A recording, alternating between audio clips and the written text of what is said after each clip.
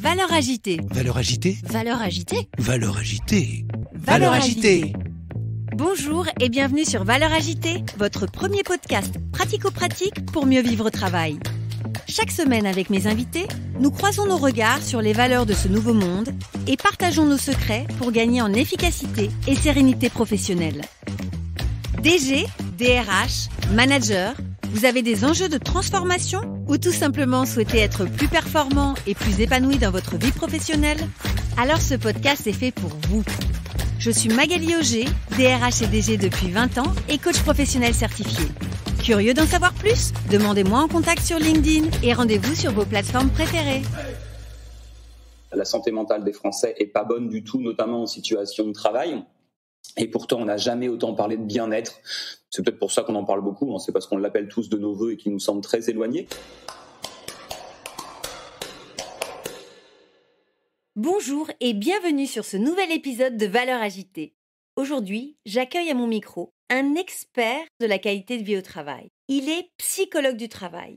Il œuvre depuis 17 ans pour la promotion de la qualité de vie au travail et la prévention des risques psychosociaux en entreprise. Il est auteur de plusieurs ouvrages sur la santé mentale et le burn-out et il écrit également des articles pour Psychologie Magazine. Et l'émission Zone Interdite vient de le choisir comme expert sur le télétravail et ses effets. Et il est à mon micro aujourd'hui avec nous. Il s'agit d'Adrien Chignard, psychologue du travail et des organisations, et il va nous parler de l'état de la santé mentale aujourd'hui des salariés en entreprise. C'est un homme passionné et passionnant. Je ne vous en dis pas plus, je vous invite à le découvrir et je vous souhaite une très belle écoute. Bonjour Adrien. Salut Magali. Je suis ravie de te recevoir aujourd'hui sur le podcast Valeurs agitées. Donc tu es psychologue du travail et des organisations. Donc tu vas nous expliquer ce que ça veut dire. Tu es également spécialisé dans la prévention du stress et des risques psychosociaux au travail. Et depuis plus de 16 ans, tu accompagnes les plus grandes entreprises en France et j'imagine à l'international dans ces domaines-là. Et tu es également auteur, conférencier et enseignant dans 3 universités. Et peut-être que certains t'ont déjà croisé, soit à travers tes articles sur Psychologie Magazine. En tout cas, c'est comme ça que je t'ai découvert. Ou peut-être qu'ils ont également eu le plaisir de découvrir tes 2 ouvrages parus en 2022 qui s'intitulent Burn-out et Bien dans son job. Donc, je te remercie beaucoup d'avoir accepté ma proposition pour échanger sur Valeurs agitées. Je sais que tu mets un point d'honneur à rendre ton savoir accessible au plus grand nombre et donc c'est bien dans cet état d'esprit que tu me fais l'honneur de venir à mon micro pour partager ton regard sur le monde du travail et partager tes conseils aussi pour mieux vivre au travail. Pour démarrer, je vais te poser une première question. Quand je te dis Valeurs agitées, à quoi tu penses ? Je pense à valeurs partagées. Moi, je suis un grand fan, on va dire, de la question des risques psychosociaux au travail, mais surtout la question de comment on peut vivre ensemble et comment on peut faire ensemble que on ait des liens qui nous libèrent. Tu sais, il y a 2 types de liens. On pense souvent aux menottes, ces liens qui nous enferment, mais on a aussi des liens qui nous libèrent. Ce sont les liens sociaux. Et un des facteurs de stress au travail, c'est le sentiment d'injustice organisationnelle. Et on sait que la question du sentiment de justice et de justesse dans la reconnaissance, dans la distribution de la valeur, justement, ça permet de faire en sorte de créer de la valeur ajoutée, de la valeur partagée. Et peut-être en mélangeant tout ça, en faisant une valeur agitée, on arrivera ensemble, on va dire, à cohabiter, à collaborer. Le monde de l'entreprise, le monde du travail, c'est une des dimensions, on va dire, de la vie civile, de la vie avec un grand V. Donc, tant que faire se peut, si on peut avoir tout ça à l'esprit, que le premier des remparts contre la détresse psychologique, c'est le lien social, on avancera tous correctement. Donc, de la valeur ajoutée à la valeur partagée, à la valeur agitée, tout ça, c'est une histoire de lien. Merci beaucoup Adrien. Alors est-ce que tu peux nous expliquer ce que c'est qu'un psychologue du travail ? On entend souvent médecin du travail, assistante sociale du personnel. Psychologue du travail, c'est moins courant. Donc est-ce que tu peux m'expliquer un peu ce métier ? C'est assez simple. Un psychologue du travail, c'est quelqu'un qui, d'un point de vue académique et universitaire, est titulaire d'un titre protégé par l'État, que l'on peut avoir avec un bac+5 universitaire notamment, en psychologie, et spécialisé en psychologie. L'intitulé exact de mon diplôme s'appelle Psychologie du travail et des organisations. C'est la compréhension de l'interaction entre une personne, un être humain, et un système. Tu sais, on vit depuis quelques années une espèce d'hyper d'hyperculpabilisation individuelle avec cette question du développement personnel, avec ce côté l'être humain a tout dans le creux de ses mains, tu peux tout faire, sauf que c'est faux. C'est-à-dire que je comprends combien ça peut être agréable de se l'entendre dire, mais c'est pas vrai. Nous sommes des êtres sociaux, nous sommes des êtres grégaires, nous sommes des êtres de normes. Si tu viens, Magali, au boulot demain avec une jupe rouge alors que 100% de tes collègues féminines ont une jupe bleue, tu vas vite comprendre ce que je veux dire. C'est que tu vas te sentir exclu d'un collectif. Or, le sentiment d'appartenance à un groupe, c'est quelque chose qui est nécessaire à la survie. On expliquera, si tu veux, pourquoi tout à l'heure. Et donc, le corollaire de ça, c'est qu'on a tous un truc qui nous fait méga flipper. C'est d'être exclu. C'est d'ailleurs une technique de harcèlement reconnue, le harcèlement par technique de privation du lien ou d'exclusion d'une personne. Et donc, le psychologue social ou le psychologue du travail, il s'intéresse à l'interaction d'un individu avec un groupe, un système, une organisation, une entreprise.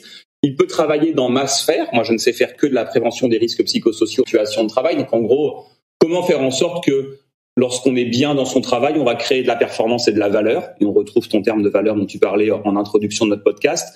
Et l'idée, c'est de faire en sorte qu'on se sente bien pour qu'on bosse mieux et que ça pérennise la raison d'être de l'entreprise, qui est de créer de la valeur. Mais certains travaillent dans le recrutement, dans la formation, dans le développement des compétences, dans l'orientation des jeunes. L'idée, c'est de faire en sorte de mettre en cohérence un être humain avec des systèmes de travail. Et est-ce qu'aujourd'hui, le regard que tu portes sur le monde du travail, il est plutôt confiant ou au contraire, tu es plutôt inquiet de l'évolution que le monde du travail est en train de prendre? Aussi curieux que ça puisse paraître, parce que la situation est quand même particulièrement mauvaise en ce moment, et toutes les données européennes le montrent, même les données françaises. La santé mentale des Français est pas bonne du tout, notamment en situation de travail. Et pourtant, on n'a jamais autant parlé de bien-être. C'est peut-être pour ça qu'on en parle beaucoup, c'est parce qu'on l'appelle tous de nos voeux et qu'il nous semble très éloigné. Pourtant, moi, je suis assez confiant. Parce que je vois de plus en plus d'entreprises qui avancent sur ces sujets pour d'excellentes mauvaises raisons, Magali. Quand j'ai commencé il y a 16 ans à bosser, on considérait que les risques psychosociaux, les conditions de travail, écoute, on va travailler là-dessus parce que ça occupe les syndicats. Pendant ce temps-là, ils négocient pas des augmentations de salaire. Ça occupe les salariés, ça leur fait plaisir qu'on leur mette 3 orchidées de baby-foot et puis qu'on leur pose la question de savoir ce qu'ils ont envie d'avoir comme dessert à la cantine. Ce qui d'ailleurs n'est pas de la qualité de vie au travail, ce qui est très périphérique à l'activité. Toutes les études montrent que tous ces services de conciergerie sont plus toxiques en fait qu'ils ne sont salutaires. Parce qu'en fait c'est de la cuvée achetée, c'est-à-dire ça n'a rien à voir avec l'activité professionnelle. Dire aux gens vous pouvez avoir une salle de sport, un pressing et une poste au travail, en fait qu'est-ce que ça fait? Ça fait que tu restes plus longtemps sur ton lieu de travail. Donc en fait c'est une aliénation supplémentaire. Au lieu de se dire je ferais bien du yoga avec mes collègues, mais sors, rentre chez toi, fais du yoga avec tes enfants, tes amis, tout seul, tranquille. Si les seuls liens sociaux qu'on tisse sont des liens professionnels, le jour où il y a une rupture professionnelle, il y a une rupture de tous tes liens sociaux. Or, les liens sociaux, et c'est d'ailleurs, il y a beaucoup d'études qui ont été faites aux États-Unis, notamment à la faculté de Princeton, qui montrent qu'au-delà d'un certain niveau de salaire, en France, ça doit être 5 000 € net, au-delà d'un certain niveau de salaire, en fait, ton bonheur n'augmente pas. Et ce qui fait toujours augmenter ta satisfaction de vie et ton bonheur, c'est la qualité et la diversité des liens sociaux que tu entretiens. Un mec qui est super riche, qui meurt tout seul, il est triste. Quelqu'un qui a des conditions de vie décentes, je parle pas de quelqu'un dans une extrême pauvreté, soyons raisonnables, mais quelqu'un qui a des conditions de vie décentes et qui est extrêmement entouré, on mourra beaucoup plus heureux que les autres. Et donc effectivement, tout ce qui est périphérique à l'activité professionnelle, globalement, et les études montrent que les salariés ont non seulement l'impression qu'on les prend un peu pour des jambons dans tout ça, parce qu'ils savent très bien que ça n'a rien à voir avec le caractère sain de leurs conditions de travail. Je suis pas en train de dire que c'est inutile. Je dis que c'est inutile pour générer de la santé. Et que la promesse qui est faite, elle n'a aucune raison valable d'être faite. On peut pas dire que du yoga en situation de travail ou des cours de pilates ou que des corbeilles de fruits ou des jolies salles de pause ou du team building, c'est bon pour la santé. Ça n'est pas vrai. Ce sont des allégations mensongères. En revanche, et ça n'est pas mal de le faire, c'est cool et c'est agréable. Mais l'agréable et le sain, ce sont deux paradigmes qui sont disjoints. Je te donne un exemple, Magali. Moi, je suis un grand fan je suis né dans la vallée de la Loire. Je suis un grand fan des vins de la vallée de la Loire. Et j'ai eu la chance de vivre dans des villes à côté de Tours et autres qui font, ne soyons pas chauvins, les meilleures rillettes de France. J'adorerais me nourrir uniquement de rillettes et de Saint-Nicolas de Bourgueil. Ça serait hyper agréable, Magali. Est-ce que pour autant ce serait sain? Mais je suis pas sûr. Tout comme j'adorerais tous les matins avoir le courage à 6 heures d'aller faire 45 minutes de footing. Ça serait vachement sain pour mon cardio. Tu crois qu'au mois de février, quand il fait -6 chez moi, là, dans la forêt, ça serait vachement agréable? Mais non, pas du tout. Donc, il ne faut pas qu'on ait cette confusion des paradigmes entre le sain et l'agréable. Ce sont deux idées qui sont disjointes. Et ce que je dis simplement, c'est que par rapport à ta question de départ, est-ce que j'ai confiance dans les entreprises ? Eh ben oui. Parce qu'il faut aussi regarder le côté positif des choses. Tu sais, on en reparlera peut-être tout à l'heure, mais l'être humain, il est fait pour avoir une vision de ce qui bug. Une vision de ce qui est... Notre cerveau est fait pour repérer très vite ce qui merdouille dans le monde. Et du coup, pour survaloriser ce qui merdouille et pour hypovaloriser ou sous-valoriser ce qui marche bien. Bah moi, si j'essaie de regarder un peu mon propre biais cognitif, parce que je suis pétri de biais cognitifs comme nous tous, c'est pas parce que t'es psy que tu penses mieux que les autres, je vois une génération de DRH qui arrivent de bon niveau, qui ont des représentations plutôt pertinentes, fines, intelligentes, des enjeux de conditions de vie au travail, qui ne sont plus les anciens administrateurs du personnel militaire reconvertis à 40 ans à la retraite pour être un peu à la schlag, c'est fini ça. En tout cas, j'en vois plus beaucoup. Et je vois les entreprises, quand je parle d'excellentes mauvaises nouvelles, qui ont compris pour la plupart de mes clients, alors j'ai un biais, parce que les gens qui m'appellent, forcément, ils sont intéressés par ces sujets-là, et en tout cas pour la plupart. Mais je vois que les entreprises y vont parce qu'elles ont compris qu'il fallait arrêter d'enchanter le travail. Parce qu'elles ont compris qu'il fallait instrumentaliser les risques psychosociaux pour en faire un outil au service de la performance des entreprises. Pour une raison simple, Magali. La santé, c'est bon pour le business et je demande pas à ce qu'on me croie sur parole. Va bosser avec 42 fièvres et une jambe dans le plâtre. Tu vas voir que tu vas être vachement moins productive et performante. Donc la santé, c'est un des moyens au service de la création de valeur. Mais la création de valeur, c'est la seule raison d'être d'une entreprise. On est là pour créer de la valeur dans une boîte. Et donc, on a inféodé la santé à la création de valeur. Et donc, on a fait de la santé au travail un outil au service de la performance. Mais qu'est-ce que c'est qu'un outil si ce n'est quelque chose qui se définit par son utilité ? Un outil inutile, par essence, c'est pas un outil. Donc si on fait de la santé au travail quelque chose qui est utile, ça veut dire qu'on va le prendre au sérieux. Et je vais parler de façon beaucoup plus triviale. Depuis, moi je dirais 1 an et que la Covid-19 commence à être à peu près maîtrisée, moi mes clients me disent, mais si on ne fait pas des vraies actions, pas des actions cosmétiques, mais des vraies actions QVCT, QVT, RPS, en fait, les gens se barrent ailleurs, là où les conditions de vie au travail sont meilleures. Et l'attractivité et la rétention de ce qu'on appelle les talents aujourd'hui, c'est-à-dire des meilleurs, c'est un sacré enjeu quand même de compétitivité. Et quand tu démarres, toi, il y a 16 ans, je pense que c'est à peu près à l'époque où on a les suicides à France Télécom. Moi, je démarre ma carrière en 2006. La vague de suicides, c'est 2009-2010. Donc, moi, j'ai 4 ans de job dans les pattes. Et donc, à l'époque, on aurait pu imaginer qu'il y ait une prise de conscience également sur l'importance de la qualité de vie au travail dans les entreprises. Or, c'est pas tant à l'époque que ça se développe, on en parle plus aujourd'hui qu'il y a 20 ans quand même. En fait, il y a une histoire de tout ça. C'est qu'à l'époque, on parle des risques psychosociaux parce que quand tu as une vague de suicides chez France Télécom et chez Renault, c'est pas de la QVT, on se parle des risques psychosociaux. Parce que les risques psychosociaux, c'est une dimension scientifique là où la QVT est une dimension politique. La QVT, c'est un peu de ripollinage des RPS parce qu'on a voulu rajouter du glucose ou du sucre parce que RPS, ça faisait peur à tout le monde. C'est la raison pour laquelle on trouve aujourd'hui des problématiques de dialogue social dans certaines entreprises parce que on met une RCC, donc une rupture conventionnelle collective, on fait un plan de départ volontaire, un plan de sauvegarde de l'emploi. En gros, on licencie des gens et on nous demande, nous, comment on peut faire de la QVT dans tout ça ? Mais on ne peut pas faire de la QVT quand on est en train de licencier un tiers du personnel d'une entreprise. En revanche, on peut faire de la prévention des risques psychosociaux. À l'époque, on parlait de prévention des RPS. Aujourd'hui, on parle de QVT. Une fois que tu es dans la lumière, ce qui reste de la QVT, c'est de la prévention des RPS, sauf que politiquement, c'est plus agréable à entendre. Et on a pris conscience de l'importance du sujet, mais tu sais, savoir, ça n'est pas la même chose que savoir-faire. Là encore, regarde avec le réchauffement climatique. Je veux dire, personne ne peut aujourd'hui être surpris de découvrir que on va dans le mur, climatiquement parlant. Souviens-toi du discours de Chirac, qui disait « Notre maison brûle ». Mais ce discours, il date pas de 2009, il y a vachement plus longtemps. Et pour autant, est-ce que tu as l'impression qu'on a été très agissant sur le sujet ?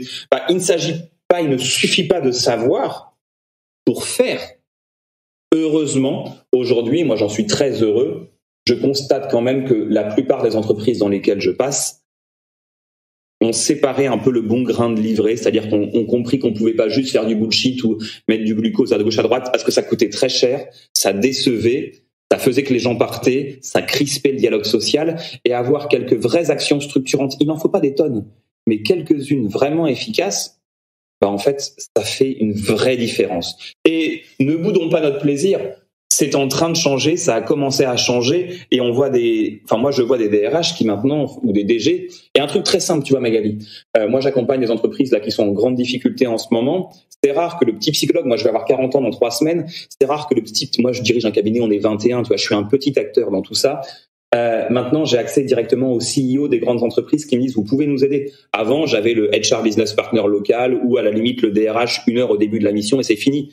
Maintenant, ce sont mes interlocuteurs dont j'ai le téléphone portable et que je peux appeler s'il y a un sujet et où on est pris au sérieux par le CODIR et le COMEX. Depuis 5 ans, j'accompagne des CODIR et des COMEX du SBF 120, du CAC 40 pour structurer des stratégies de prévention sur 3 à 4 ans.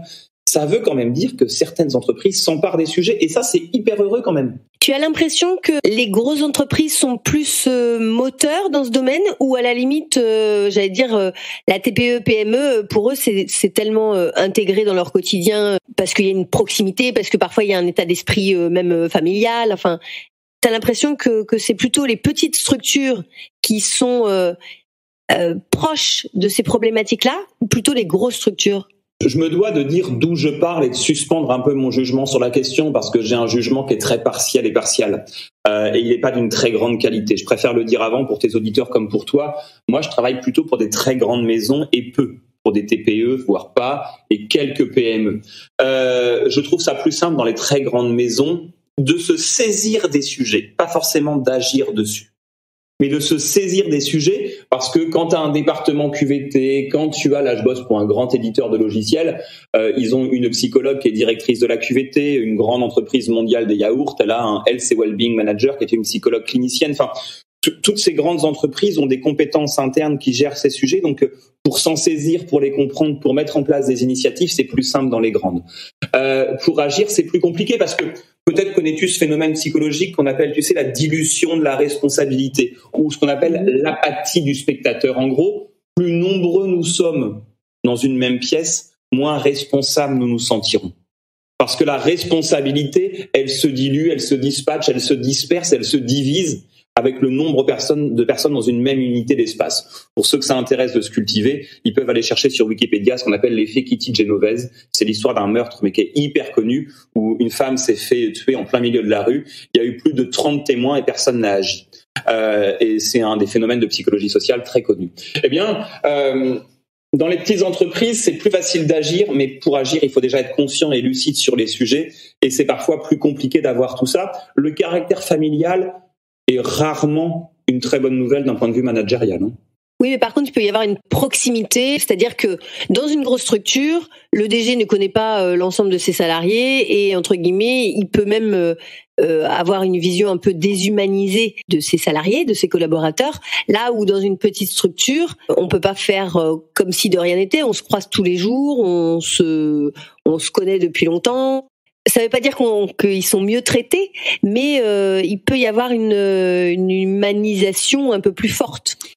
Je pense qu'il y a un biais dans ton raisonnement. Parce que je pense que tu fais un raccourci trop rapide. C'est aucune offense, on discute, mais qu'il y ait de la proximité, qui est ton constat de départ, en disant si on est moins nombreux et qu'il y a moins d'échelons hiérarchiques, il y a davantage de proximité entre le haut et le bas. Que tu veux me dire que est-ce que la proximité veut dire que on prend soin de l'autre, c'est ça? La question c'est la proximité suffit-elle au caractère sain et bienveillant des relations interpersonnelles? Il y a des proximités toxiques, regarde, ne serait-ce que dans la vie de couple. Regarde le nombre de féminicides, regarde le nombre de violences domestiques. On peut être proche et se faire du mal. Donc la proximité relationnelle, à elle seule, ne suffit pas à humaniser les rapports humains. Oui, c'est vrai que moi une connaissance peut-être déformée effectivement par rapport aux TPE PME, par rapport aux toutes petites structures où ils vont avoir été dans une logique un peu de compagnonnage ou de transmission des connaissances avec leurs apprentis, etc. Et c'est vrai que on peut dire qu'ils sont mieux traités. Si on prend quelque chose d'extrêmement concret, qui est le secteur de l'hôtellerie-restauration, ce sont quand même beaucoup des TPE. C'est-à-dire des entreprises de moins de 10 personnes. Parfois, tu peux avoir 15 personnes dans l'hôtellerie, 20. Enfin, je parle pas des grandes chaînes Accor et tout ça, mais dans les brasseries, dans les restos, dans les petits hôtels. Je sais pas si tu es déjà allé faire un tour dans la restauration ou si tu as déjà lu les études dans la restauration, mais je suis pas certain, c'est une façon délicate de dire que je pense exactement le contraire, hein. Je suis pas certain que, on va dire, le respect, la considération, le non-virilisme dans les rapports humains soit ce qui teinte les relations. C'est un environnement dans lequel on a de l'humiliation, du harcèlement, la violence physique, verbale, symbolique, sexuelle. Alors attention, je suis pas en train de dire tout le monde est comme ça dans la restauration, qu'on me fasse pas dire ce que j'ai pas dit. Mais ce que je veux dire, c'est que on a dans cet environnement-là une proportion non négligeable de rapports humains délétères, alors que nous sommes sur des petits collectifs. Donc la taille du groupe n'est en soi à elle seule pas suffisamment explicative de la qualité du lien interpersonnel. C'est tout ce que je dis, hein. Il peut y avoir des... Moi, j'ai connu dans des petites boîtes, au début de ma carrière, quand j'étais à Nantes, des petites TPE de la côté de La Roche-sur-Yon et autres, à l'époque où je n'étais pas encore à Paris, des chefs d'entreprise pour lesquels j'aurais voulu bosser. Moi, quand j'ai commencé salarié il y a 16 ans à travailler, j'ai passé 2 ans et demi avec un patron dans une toute petite boîte à l'époque où j'étais salarié. On était une petite boîte. J'ai jamais connu un patron aussi cool, aussi sympa, aussi humain, aussi formidable. Enfin, et donc on a tous connu des personnes pour lesquelles on a envie de se lever le matin et pour lesquelles on fait l'extra mile, l'effort supplémentaire parce que ce sont des gens qu'on apprécie. C'était dans une toute petite boîte. J'ai connu des petites boîtes super, des grandes boîtes horribles, mais j'ai aussi connu le contraire. Tout comme j'ai connu des PDG formidables et des syndicalistes pirates. Mais j'ai connu aussi des PDG voleurs et pirates et des syndicalistes formidables. Enfin, moi, je suis un ancien délégué du personnel devenu patron. Et donc, comme j'ai eu les deux casquettes, je ne crois pas quelque part l'étiquette ou la taille soit en soi garante de quoi que ce soit. Et qu'est-ce qui fait que des grosses structures qui ont aujourd'hui des moyens en interne fassent appel à des structures comme la tienne ? Je dirais pour 3 raisons. Premièrement, une question d'expertise, parce que sur certains sujets, moi je fais que ça tous les jours. Moi, si tu me demandes là, sans les mains, sans notes, quelles sont les différentes techniques de harcèlement, quelles sont les 4 formes de justice organisationnelle, qu'est-ce qu'on fait quand on a un hyperconflit de type 4 et comment on va les caractériser. Moi, j'enseigne à l'université depuis 16 ans, j'écris des articles, je publie des livres, j'interviens là-dessus tous les jours, je fais des 2 conférences par semaine, comment endiguer la surcharge de travail, c'est quoi la charge mentale. Comme je fais ça tous les jours, si tu veux, c'est facile pour moi de te répondre comme ça. C'est pour ça que si on se dit la vérité, qu'on dit la vérité à nos auditeurs, on n'a pas préparé l'interview de ce matin. On est comme ça en live tous les deux et c'est ce qui la rend hyper agréable. C'est pour ça que je t'ai dit oui, parce que j'aime bien ta façon d'interagir comme ça et de prendre la balle au bon. C'est hyper agréable. Donc il y a une question d'expertise parce que j'ai une maîtrise des sujets, mais sur une tête d'épingle. Je suis pas en train de dire je suis le meilleur du tout. Moi, j'ai un bon niveau d'expertise, mais sur une toute petite tête d'épingle. C'est pour ça que je ne fais que ce sur quoi je suis capable de travailler. 1, l'expertise. 2, je pense qu'il y a aussi parfois, tu sais, la notion de tiers. C'est comme dans une engueulade dans un couple. Parfois, il faut qu'il y ait un copain qui vienne ou une copine qui vienne manger à la maison pour qu'on se parle du sujet et que la présence du tiers vient réguler la violence du conflit, le caractère dogmatique ou stéréotypé de nos arguments. Parfois, je suis le tiers médiateur qui vient effectivement dire ce que tout le monde sait mais que seul moi je vais pouvoir dire et que ce sera perçu comme crédible. C'est comme ça et il faut le savoir et voilà, on est souvent instrumentalisé. Moi, c'est mon métier d'être instrumentalisé. Il faut en avoir conscience pour savoir jouer avec. Ça, c'est la 2e raison. Je pense qu'il y a une 3e raison, c'est le fusible. C'est-à-dire qu'on achète aussi un prestataire comme moi pour des situations hyper complexes dans lesquelles on se dit « Oula, si ça part en live, on dira que c'est la faute du consultant ».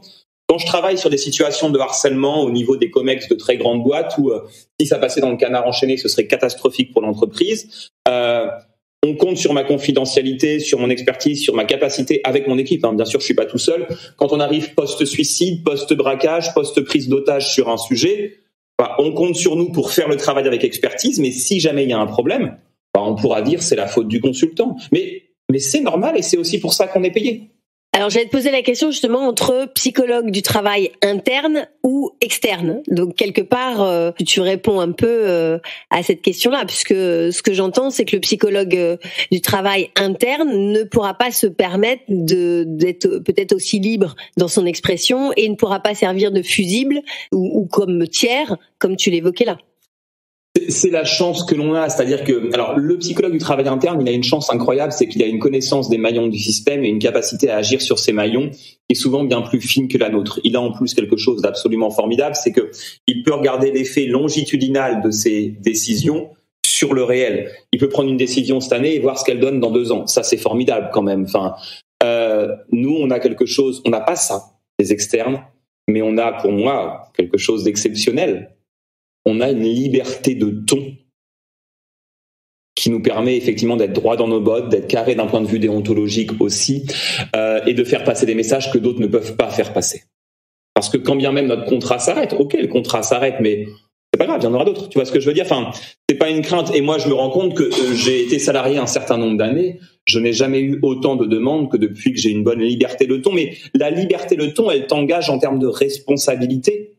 Hein, tu sais, souvent les amis ou les gens qui postulent disent « Oh, vous avez la chance, vous pouvez dire ce que vous voulez. » Alors oui, mais c'est parce que l'on dit ce que l'on veut que l'on doit être responsable. Tu sais, on te dit toujours un grand pouvoir implique une grande responsabilité. Parce que poser ces mots, caractériser les situations, accompagner les personnes, donner des conseils, moi, j'ai plus de patron au-dessus de moi. Je peux pas dire que c'est la faute de quelqu'un d'autre. Je me dois d'assumer 100% des décisions qui sont prises. Et quand on travaille dans des grandes entreprises comme pour des petites, nous avons en face de nous des êtres humains. Donc, on a une très grande liberté qui implique une responsabilité extrême, qui pour nous aussi peut être stressante et parfois nous empêcher de dormir la nuit. Alors parfois on dit des consultants, oui mais en fait comme ils sont payés de toute façon ils vont dire ce que le patron veut qu'il soit dit. D'autant que y a un marché aujourd'hui, mais il peut y avoir une autre prestation derrière et donc quelque part le consultant est un peu à la botte du patron. Qu'est-ce que tu peux dire à ces gens qui pensent ça? Peut-être pour certains consultants et pour certains métiers. Nous, on est un petit peu particulier, on a un code de déontologie, donc on ne peut pas se soustraire à ce code de déontologie, c'est la première chose. Hein. Ça relève de l'éthique professionnelle dans la façon de fonctionner. On est un tout petit secteur d'activité, c'est-à-dire qu'on se connaît tous. Les quelques-uns qui se sont essayés, on va dire, à une instrumentalisation de cet ordre, soit n'existent plus sur le marché depuis longtemps, soit sont devenus un peu la risée du marché et plus personne ne bosse avec eux, ils sont en perte de vitesse. La liberté de ton, c'est pas être pro-patronal, pro-syndical, pro-médical. Moi, ce que j'explique à mes étudiants à l'université, c'est que mon métier, c'est d'être instrumentalisé. Ce que je te disais, Magali, il y a quelques minutes. J'ai des syndicats qui me disent, mais ici, c'est la mine de sel ou c'est Germinal. J'ai une direction qui me dit, ici, c'est les bisounours et tout va bien. Et j'ai une direction médicale, des médecins qui me disent, vous n'êtes pas médecin, vous n'y connaissez rien. Et moi, je suis là pour dire, mais en fait, c'est intéressant parce que vous avez trois spots, 3 lumières, 3 éclairages, et il faut 3 éclairages pour avoir une vision en 3 dimensions d'une situation. Et la vérité est souvent un peu au centre de tout ça. C'est pas complètement Germinal, mais c'est pas complètement les bisounours, et ça n'est pas que médical, mais c'est un peu tout ça aussi. Moi, mon métier, c'est de faire en sorte et je le dis souvent quand on me dit, mais pour qui tu roules en fait?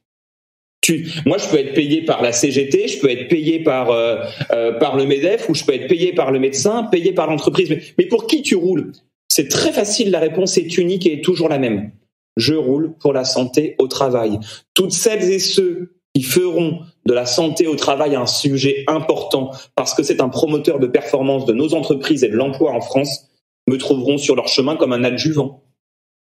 Et j'ai connu des patrons qui avaient conscience de ça, j'ai connu des élus qui avaient conscience de ça, j'ai connu des médecins qui avaient conscience de ça. Moi, il y a une citation de l'ANACT que je l'aime bien, qui dit qu'un dialogue social nourri et serein sera le meilleur garant des actions mises en place en faveur de la promotion de la qualité de vie au travail. Moi, je crois qu'on sert beaucoup à mettre de l'huile dans les rouages de la qualité de vie au travail et du dialogue social. Tu disais qu'il y avait finalement, vous étiez peu nombreux, peu d'acteurs, pourtant on parle beaucoup de prévention des risques psychosociaux, de qualité de vie au travail. Il y a énormément de consultants, de coachs qui vont sur ce créneau-là. Et pourtant, tu dis, on n'est pas très nombreux. Quelle différence tu fais? En fait, on n'est pas très nombreux à tirer notre épingle du jeu. Parce qu'on a pléthore d'acteurs.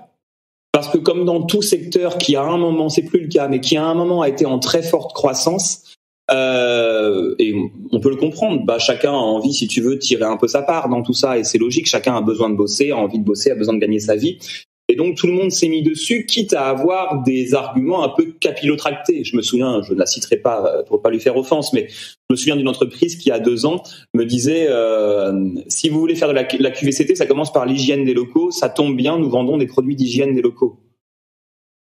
Alors oui, enfin dans ces cas-là, les vendeurs de tracteurs peuvent dire qu'ils font de la QVCT parce que labourer la terre, c'est nourrir les Français. Et nourrir les Français, c'est leur permettre de manger. Et il faut manger pour travailler. Enfin, on peut toujours trouver des liens très capillotractés, très tirés par les cheveux. Ça me semble un petit peu abusif. Donc, on a eu beaucoup de personnes qui se sont mises dessus avec un manque total de maîtrise de ce qu'était la QVCT, parce qu'ils ont fait des sujets qui étaient en dehors de l'activité des salariés. Donc, c'est pas de la QVCT. Ce sont des services proposés aux salariés, mais c'est pas honteux de proposer les services aux salariés. Simplement, proposons-les pour ce qu'ils sont, des services de conciergerie, de poste, de pilates, de pressing. Mais c'est absolument pas de la QVCT. Enfin, et ça ne l'a jamais été, ça ne le sera jamais. Absolument pas. Les risques psycho, la QVCT, c'est en lien avec la nature de l'activité de l'entreprise. Le pressing, à moins que tu sois dans une entreprise de pressing, mais ça c'est autre chose. Donc ça c'est le premier point. Donc il y a eu beaucoup de personnes qui s'y sont mises parce qu'il y avait un gâteau à partager, chacun a voulu sa part et je trouve ça légitime. Enfin moi j'ai pas de problème avec le fait que chacun veuille gagner sa vie, dès lors qu'il ne fait pas de promesses qu'il n'est pas en capacité à tenir. Ça c'est la seule chose qui éthiquement, on va dire, devrait être un préalable à chaque fois.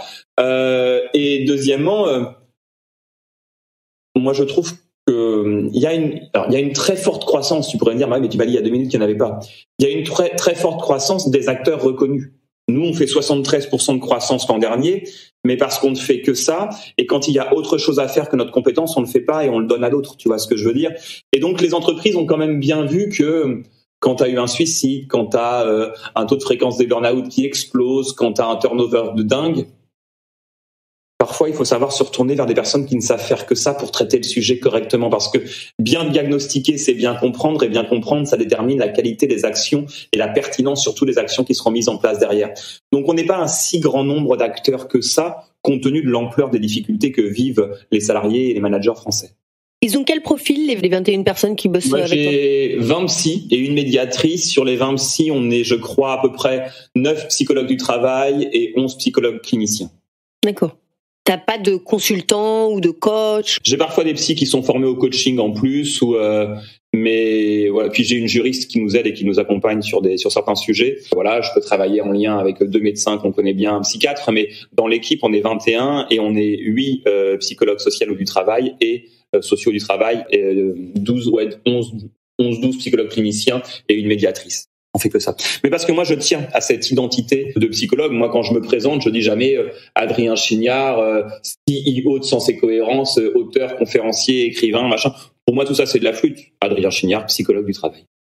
Justement, tu parles de psychologue du travail, mais il y a aussi, je crois, sur ton profil, psychologue du travail et des organisations. Oui. Quelle différence tu fais? C'est le titre exact, en fait, dont je dispose.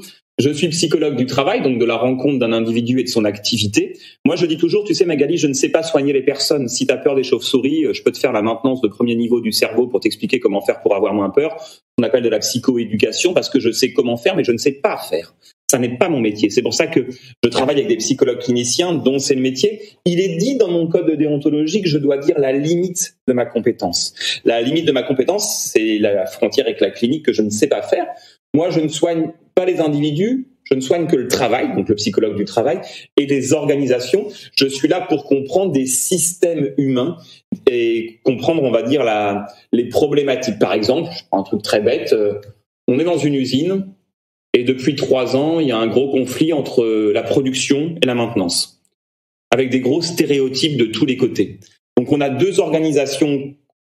On est une organisation, une entreprise dans laquelle on a des micro-organisations qui se sont organisées on va appeler ça en clique. Une clique en psychosociologie, ce qu'on appelle un sous-groupe hostile.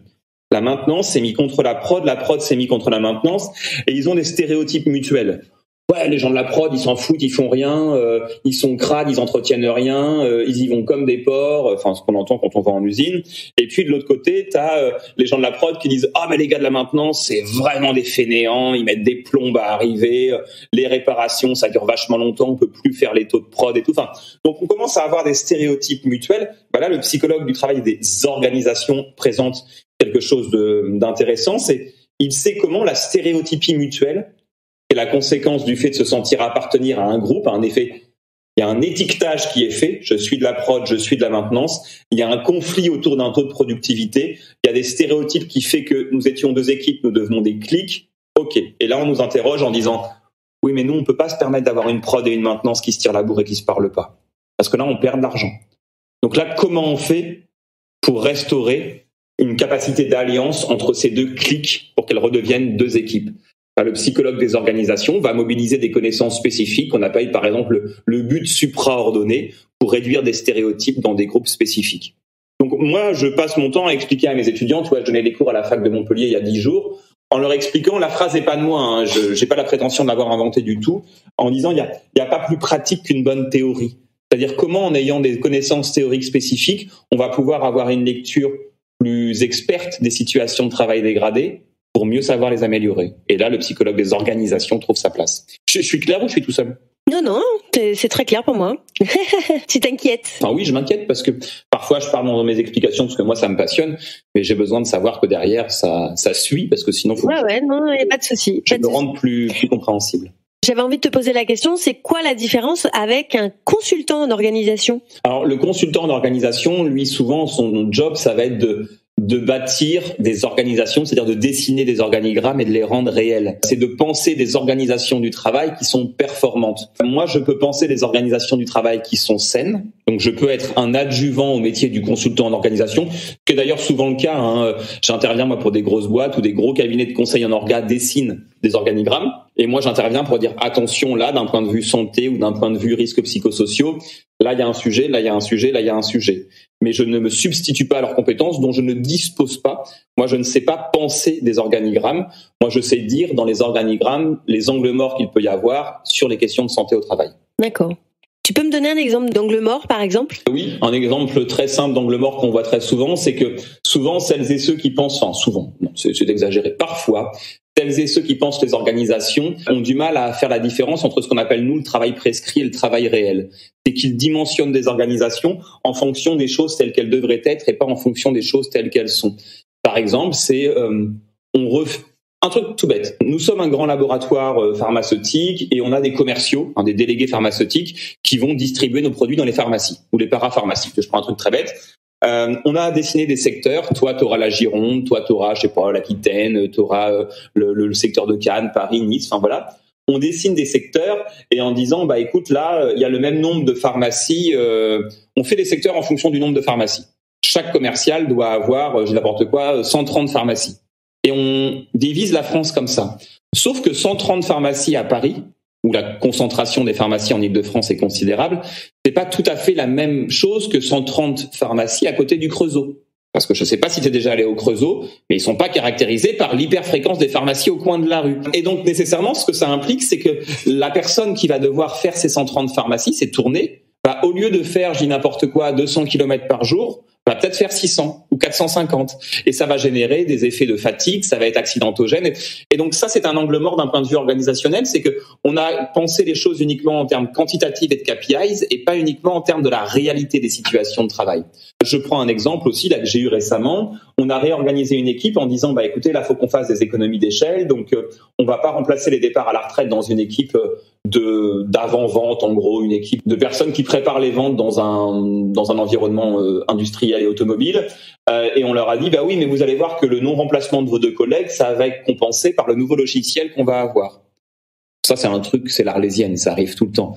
Parce que les nouveaux logiciels, on les attend toujours comme le Messie, le logiciel providentiel. Alors, moi, ce que je vois, encore une fois, ça n'est pas parole d'évangile, mais moi, ce que je vois, c'est que les nouveaux logiciels, ils arrivent toujours en retard. Ah, ça doit arriver en octobre. Bon, finalement, ça arrivera en mars. Ah oui, ok, donc 6 mois plus tard. Donc, ils arrivent toujours en retard. On t'a toujours promis, on va dire, une Ferrari, et c'est souvent une trottinette. C'est-à-dire qu'ils sont pas aussi puissants, pas aussi rapides, pas aussi bien paramétrés. Et les 6 premiers mois du déploiement de ce logiciel et de la nécessité du reparamétrage, il faut que tu utilises les deux et ça génère une surcharge de travail.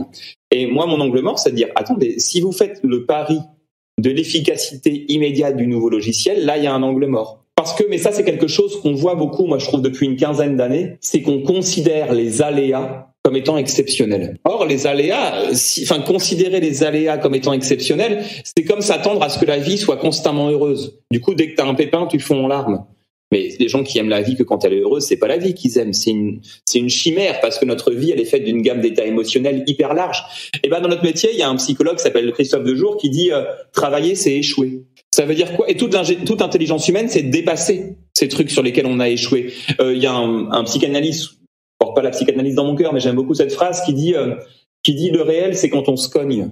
Ouais, ça devait marcher, pourtant ça n'a pas marché. Les aléas, c'est pas l'exception, les aléas, c'est la norme. Et donc penser des organisations sur la base de situations dans lesquelles il n'y a pas d'aléas, où en gros ça va rouler, ça va le faire, c'est de la pensée magique, délétère et toxique. Parce que dès qu'il y a un aléa, tu te retrouves à bosser le soir et le week-end.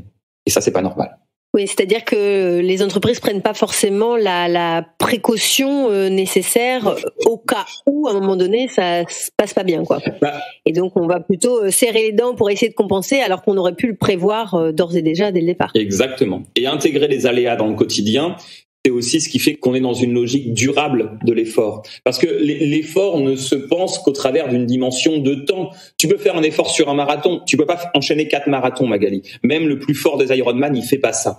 Et donc, effectivement, puisque l'effort se caractérise par une limite dans le temps, si on intègre les aléas, on se dit, OK, de temps en temps, il y a un petit coup de collier à mettre, mais c'est pas grave, c'est intégré. Alors que si c'est jamais intégré et qu'il faut toujours faire des efforts, un effort continuel, c'est plus un effort, c'est une norme. Mais c'est une norme qui te fait consommer plus d'énergie que ce dont tu disposes.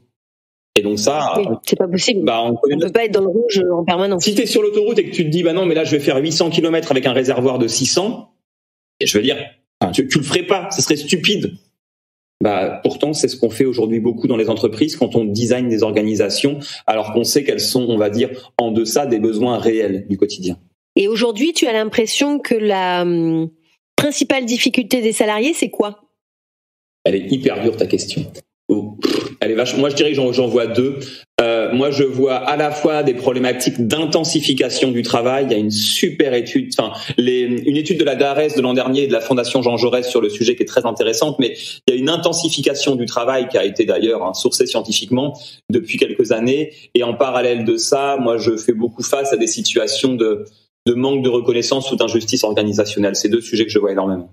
On parle beaucoup de la perte de sens. Est-ce que ça, c'est entre guillemets, tu trouves que c'est avéré ou est-ce que c'est un peu l'effet de mode, notamment depuis le Covid? Oui, alors il y a plusieurs choses. Il y a eu l'effet un peu, il y a eu un effet bulle.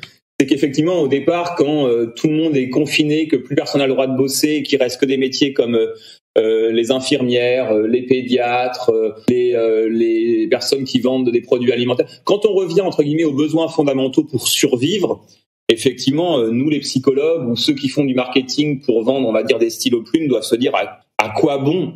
Est-ce que finalement je suis utile? Mais ils n'ont ce raisonnement qu'à l'aune d'une situation qu'on n'a quand même pas connue. Moi, je vais avoir 40 ans le 14 avril. Le nombre de jours que j'ai passé confiné en situation de pandémie dans ma vie versus le nombre de jours que j'ai passé non confiné. Bon, j'ai jamais fait 40 fois 365 et tu m'enlèves 100 jours de confinement. Enfin, globalement, tu vois bien que donc c'est un raisonnement spécifique dans un contexte qui relève de l'exception. Forcément, situation de pandémie mondiale, celui qui fait la psychologie du travail, du marketing pour des stylos plumes, se sent un peu moins utile. Oui, mais après tout, on n'est pas en pandémie tout le temps. Donc ça, c'est premier sujet, et heureusement qu'on n'est pas en pandémie tout le temps. Le deuxième sujet, c'est tout dépend de la composante du sens, parce que le sens, c'est un peu comme quand on parle de motivation ou d'engagement, la phrase n'est pas finie. Il y a plusieurs formes de motivation, il y a plusieurs formes d'engagement. Il faut savoir de quoi on parle. Et la question, si tu veux, du sens. Est-ce qu'on se parle de sens direction? Tiens, c'est dans quel sens pour aller à Roubaix? C'est deuxième à droite, troisième à gauche. Donc c'est la direction, c'est là où on va, ce vers quoi on tend. Donc c'est le sens direction. Est-ce que c'est le sens signification? Tiens, j'ai pas compris ta question. Tu peux me la réexpliquer? La signification de ce que l'on fait? Ou est-ce que c'est le sens sensation? J'aime bien, j'aime pas, c'est agréable, c'est désagréable, je me sens mal à l'aise, je me sens bien. Donc il faudrait regarder dans quelle composante du sens on parle. Moi, le sens direction, j'ai l'impression, en tout cas, moi, c'est rarement un sujet qui revient. Tu vois, j'ai fait un peu plus d'1 millier d'interventions en 16 ans de carrière. C'est très rarement, même quasiment jamais, un sujet qui est revenu. Sur le sens direction, où on va. Globalement, les gens voient à peu près où ils vont. Le sens signification, qu'est-ce que ça veut dire pour moi? Ça revient un petit peu plus souvent. C'est-à-dire, entre les attentes qui sont les miennes sur ma contribution au monde et ce qu'on me demande de faire dans mon travail, je prends l'exemple d'une grosse boîte agroalimentaire qui vendait des produits en Afrique et qui me disait, mais en fait, on a des tellement gros problèmes de chaîne du froid qu'on a presque 20% de nos produits qu'on doit détruire. Et qui me disait, mais moi, dans un continent dans lequel les gens meurent de faim, on produit des biens de consommation à consommer qu'on détruit. Waouh, là je comprends plus à quoi je sers au quotidien, j'ai l'impression que je fais n'importe quoi. Donc là oui, la question de la signification, elle arrive dans ces moments-là. Et puis la question de la sensation, j'aime bien, j'aime pas, ça nécessairement je l'ai très souvent, mais est-ce que c'est une question de sens? Je ne sais pas, c'est plutôt un épiphénomène d'une inadéquation entre la trajectoire que j'ai choisie et ce que j'appelle de mes vœux. Mais je suis pas sûr qu'il y ait une très forte crise de sens du travail. Je pense que c'est un sujet dont on aime bien se parler parce qu'il est agréable. Est-ce que pour autant c'est ce qui ressort dans les audits? Non. Et si tu regardes bien d'ailleurs les dernières enquêtes européennes avec des données scientifiques, pas ça qui revient. Le plus gros des sujets dans l'Europe des 27, c'est la confrontation à des publics incivils, agressifs ou agressants. Ça, oui, ça revient énormément. Je fais face à des violences internes, externes ou à des incivilités, des agressions en situation de travail. Ça revient pour quasiment, on va dire, la majorité des pays de l'Europe des 27. Le sens du travail, assez peu. Et donc, tu parlais tout à l'heure de manque de reconnaissance, voire parfois de violence institutionnelle ou organisationnelle. Ils attendent quoi en termes de reconnaissance, les salariés ? La première de reconnaissance qu'ils attendent, c'est la reconnaissance qu'on appelle existentielle, c'est la reconnaissance de la personne. La reconnaissance existentielle, c'est percevoir la reconnaissance comme un moteur et non pas comme une récompense. C'est ce que tu m'as donné en commençant ce podcast, Magali, la reconnaissance existentielle. Et c'est du coup ce que je t'ai donné en retour. C'est que tu n'as pas attendu la fin du podcast pour me dire finalement Adrien, bonjour, tu méritais que je t'invite. Non. Tu as commencé ce podcast en disant bonjour Adrien, je suis ravi de t'avoir avec moi. Tu m'as souri, tu m'as regardé dans les yeux, même si nos auditeurs ne pourront pas le voir, ça. Moi, je vois que ton regard était entre guillemets agréable et bienveillant et que tu m'as accueilli avec de la chaleur dans ta façon de fonctionner. La reconnaissance existentielle, c'est deux choses. Premièrement, c'est considérer l'autre comme une personne et le reconnaître comme une personne, c'est-à-dire différencier le respect et l'estime. Le respect, c'est ce que je te dois en tant qu'être humain, quels que soient tes comportements. C'est la politesse, la considération. Que tu te conduises bien ou mal, je me conduirai avec toi avec respect. Ce qui est d'ailleurs un truc que mes étudiants parfois ont du mal à comprendre. Quand je leur dis j'ai dû m'entretenir, moi je prends des exemples, j'ai dû m'entretenir avec quelqu'un qui était un agresseur sexuel au travail. J'ai dû lui restituer mes résultats. J'ai dû m'entretenir avec un type de 58 ans qui mettait régulièrement la main dans le soutien-gorge d'une stagiaire dans l'ascenseur parce qu'il trouvait ça drôle et il trouvait que les filles de 18 ans avaient perdu leur sens de l'humour. On voit la composante d'agression sexuelle que ça représente. Et on me dit, mais vous lui avez pas mis un coup de boule ? Je dis, alors je suis psychologue, je suis pas redresseur de tort.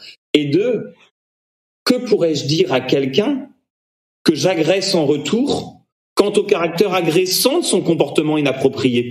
Ça, c'est la différence entre le respect et l'estime. Même la pire des ordures d'un point de vue comportemental reste un être humain. Et donc, effectivement, la reconnaissance existentielle, c'est la première chose qu'attendent les salariés, c'est qu'on différencie le respect de l'estime. L'estime, c'est différent. L'estime, c'est si je te vois tout à l'heure, Magali, voler la sucette d'un enfant dans la rue, je vais venir te voir sans t'insulter, sans te molester, sans te cracher au visage, ni te faire une clé de bras. Mais je vais te dire, Madame Auger, quand vous avez volé la sucette de ce petit garçon dans la rue, ce comportement-là, c'est minable, Madame Auger. Je vais différencier un jugement de valeur sur un comportement d'un jugement de valeur sur une personne. La reconnaissance existentielle, c'est pouvoir continuer de respecter les salariés, même quand on n'est pas content de leur travail. C'est savoir leur donner de la politesse, de la considération avant même qu'ils aient commencé à lever le petit doigt, parce que ça n'est jamais négociable. C'est la première des choses qu'on attend en situation de travail, mais en situation de vie globalement. Et puis la deuxième des choses qu'on attend dans la reconnaissance existentielle, et ça, si tu savais comme je l'entends dans les audits, c'est ce qu'on va appeler la différence entre ça s'appelle en risques psychosociaux la participation à la prise de décision. C'est la différence entre la participation à la prise de décision et la participation à des décisions déjà prises. Où en gros, on te dit, écoutez Magali, quelle couleur vous voudriez pour votre chaise de bureau en sachant qu'on vous en a déjà commandé une rouge ? Oui, c'est pas la peine de me poser la question parce que c'est une consultation purement formelle. Vous avez lu dans un book de management qu'il me fallait me poser la question, mais globalement, ça sert à rien parce que vous avez déjà la réponse. Et ça, c'est quelque chose qui est extrêmement attendu de la part des salariés, qui est effectivement, est-ce qu'on pourrait m'impliquer un peu plus dans les décisions du quotidien ? Ça, c'est la première forme de reconnaissance que j'entends très souvent en termes d'attente. Et on entend beaucoup de reconnaissance, une vraie attente de reconnaissance, on va dire, de ce qu'on appelle la reconnaissance ou le jugement de beauté. Le jugement de beauté, c'est de savoir reconnaître la beauté du geste. Savoir reconnaître, c'est un comportement, c'est un regard, un feedback qualitatif porté sur la qualité du travail d'autrui, quel que soit le résultat. Mais c'est dire, Magali, ta façon de mener sur ces interviews, elle est très agréable parce que tu mets très habilement en mots le contenu que tu as pensé. Je me suis senti à l'aise, considéré. Il y a de la délicatesse dans ton propos et ta façon de relancer. Quand tu fais tes interviews, tu les fais joliment. C'est du beau travail. C'est reconnaître quelque part la qualité dans l'exécution d'une compétence. C'est reconnaître la personne derrière l'artisan. C'est reconnaître qu'on met toujours de l'identité, que tout projet, tout produit, qu'à chaque fois qu'on travaille, on met de nous dans ce que l'on fait. Que tout projet, tout produit, il engage notre identité. Et qu'à chaque fois que tu travailles bien, ça met en lumière les qualités, on va dire, personnelles qui sont belles, qui sont les tiennes. Et reconnaître la beauté du geste, la beauté dans l'exécution, c'est quelque chose qui est très bon pour la motivation, la performance et la santé. Tout à l'heure, tu parlais de participation des salariés aux décisions. souvent on est sur une participation des salariés aux décisions purement opérationnelles et j'allais dire dans un contexte souvent très limité. Est-ce que tu penses que les salariés devraient participer aux décisions plus stratégiques et j'allais dire avoir plus d'autonomie, plus de capacité de prise d'initiative au-delà de postes de travail, hein, je voulais dire vraiment de manière plus large. Il y a deux choses. Premièrement, est-ce que les salariés devraient avoir, on va dire, une participation à la stratégie ? Une participation au sens d'une contribution, je pense que oui, bien entendu, mais ne mélangeons pas tout. C'est-à-dire que tout dépend de la nature et de la forme juridique. Quand tu es une SCOP, c'est pas la même chose qu'une SARL. Dans une SARL, c'est pas un salarié égale une voix. Et donc, nous avons des formes juridiques qui, on va dire, vont différencier les modes de subordination des salariés à leur entreprise, parce qu'un contrat de travail, c'est une question de subordination. Moi, je pense qu'effectivement, il faudrait que les salariés puissent contribuer aux réflexions stratégiques en ayant à l'esprit qu'ils ne sont pas les décideurs. Un contributeur n'est pas un décideur. Et ça n'est pas faire offense aux salariés que de dire ça. Moi, j'ai été 6 ans salarié. Dans la dernière les 2 entreprises dans lesquelles j'ai été salarié, je suis parti parce qu'à un moment, les orientations stratégiques qui étaient prises ne me semblaient pas conformes, soit à la préservation du bien commun, soit à ce qu'il fallait faire dans mon métier. Mais au bout d'un moment, quand je me suis senti désaligné avec les options stratégiques de mes patrons, mon grand-père qui était un paysan me disait, si tu ne peux pas faire contre ton patron, tu peux faire sans. J'ai fait 100. J'ai créé ma boîte et du coup, maintenant, c'est moi qui décide avec mes équipes de là où on va. Mes équipes contribuent, mais elles ne décident pas. C'est moi qui décide in fine parce que je suis le responsable légal, le responsable juridique de l'entreprise. Donc, contribuer, oui. Décider, pas nécessairement, parce que ça n'est pas comme ça que fonctionnent les modes de rapport et de subordination au travail. C'est le premier point. Deuxième point, est-ce que tu penses qu'on devrait élargir les marges d'autonomie des personnes ? Alors, indéniablement, pour 2 raisons. Une raison, on va dire, scientifique et une raison, on va dire, opérationnelle. La raison scientifique, c'est que toutes les théories de l'autodétermination, de la motivation, pour faire simple, de Deci et Ryan, les auteurs, montrent que l'autonomie, c'est une des 3 composantes de la motivation, du bien-être et de la santé au travail. Donc, plus on donne d'autonomie, je ne parle pas d'indépendance, Magali. Donc, je parle de l'attitude décisionnelle dans un cadre prescrit. Plus on donne d'autonomie aux personnes, on va dire, plus elles seront performantes, efficaces et en bonne santé. Ça, ce sont des raisons scientifiques. Ensuite, j'en ai parlé la semaine dernière avec mon bras droit et mon bras gauche. Moi, lorsque je suis devenu patron et manager, j'avais pas appris ça à la fac. Je me suis dit comment je vais faire. Parce que être psychologue, ça, je sais. Mais manager, j'ai pas appris. Je me suis dit, peut-être que tu vas faire ce que tu as appris à la fac, en revanche. C'est-à-dire que tu vas apprendre les déterminants d'un management qui est générateur de confiance, de motivation, de performance et de santé. Enfin, peut-être que tu vas devoir faire ce que tu conseilles de faire aux autres. J'ai repris cette fameuse théorie de l'autodétermination de Deci et Ryan et je me suis dit, mon management, il va s'orienter sur 3 modes de fonctionnement. Autonomie, je leur fous la paix. Compétence, c'est-à-dire que je leur permets de faire usage de ce qu'ils ont appris à l'université, sur le terrain et de continuer à développer tout ça. Et ce qu'on appelle l'affiliation en psychologie, c'est la reconnaissance, le feedback, les bons contacts. Autonomie, moi j'ai demandé à toute mon équipe, ne me dites jamais ce que vous avez fait toutes les heures de votre journée. Le premier qui m'envoie un timesheet, un fichier Excel avec ce qu'il a fait, ce que moi j'ai connu quand j'étais salarié. T'étais où? T'as fait quoi? T'es rentré à quelle heure? Je dis, moi, si vous me dites qu'à 15h, vous êtes à Cabourg en maillot de bain en train de vous baigner, je serai content pour vous. Parce que vous êtes suffisamment responsable et autonome pour savoir que si vous le faites, c'est que vous aviez fait ce que vous aviez à faire. Je n'ai jamais eu de personne aussi performante que quand j'ai arrêté de contrôler.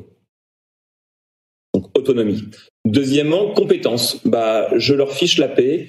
Je les développe, tu vois. Là, on part demain soir. J'ai réservé un manoir dans le Perche pendant 2 jours où j'ai toute mon équipe qui me rejoint et on va. Alors, désolé, c'est pas fun, mais on se fait une formation avec une experte sur le sujet, sur le passage à l'acte suicidaire. Alors oui, nous, nos formations, c'est ça, quand tu es psychologue du travail.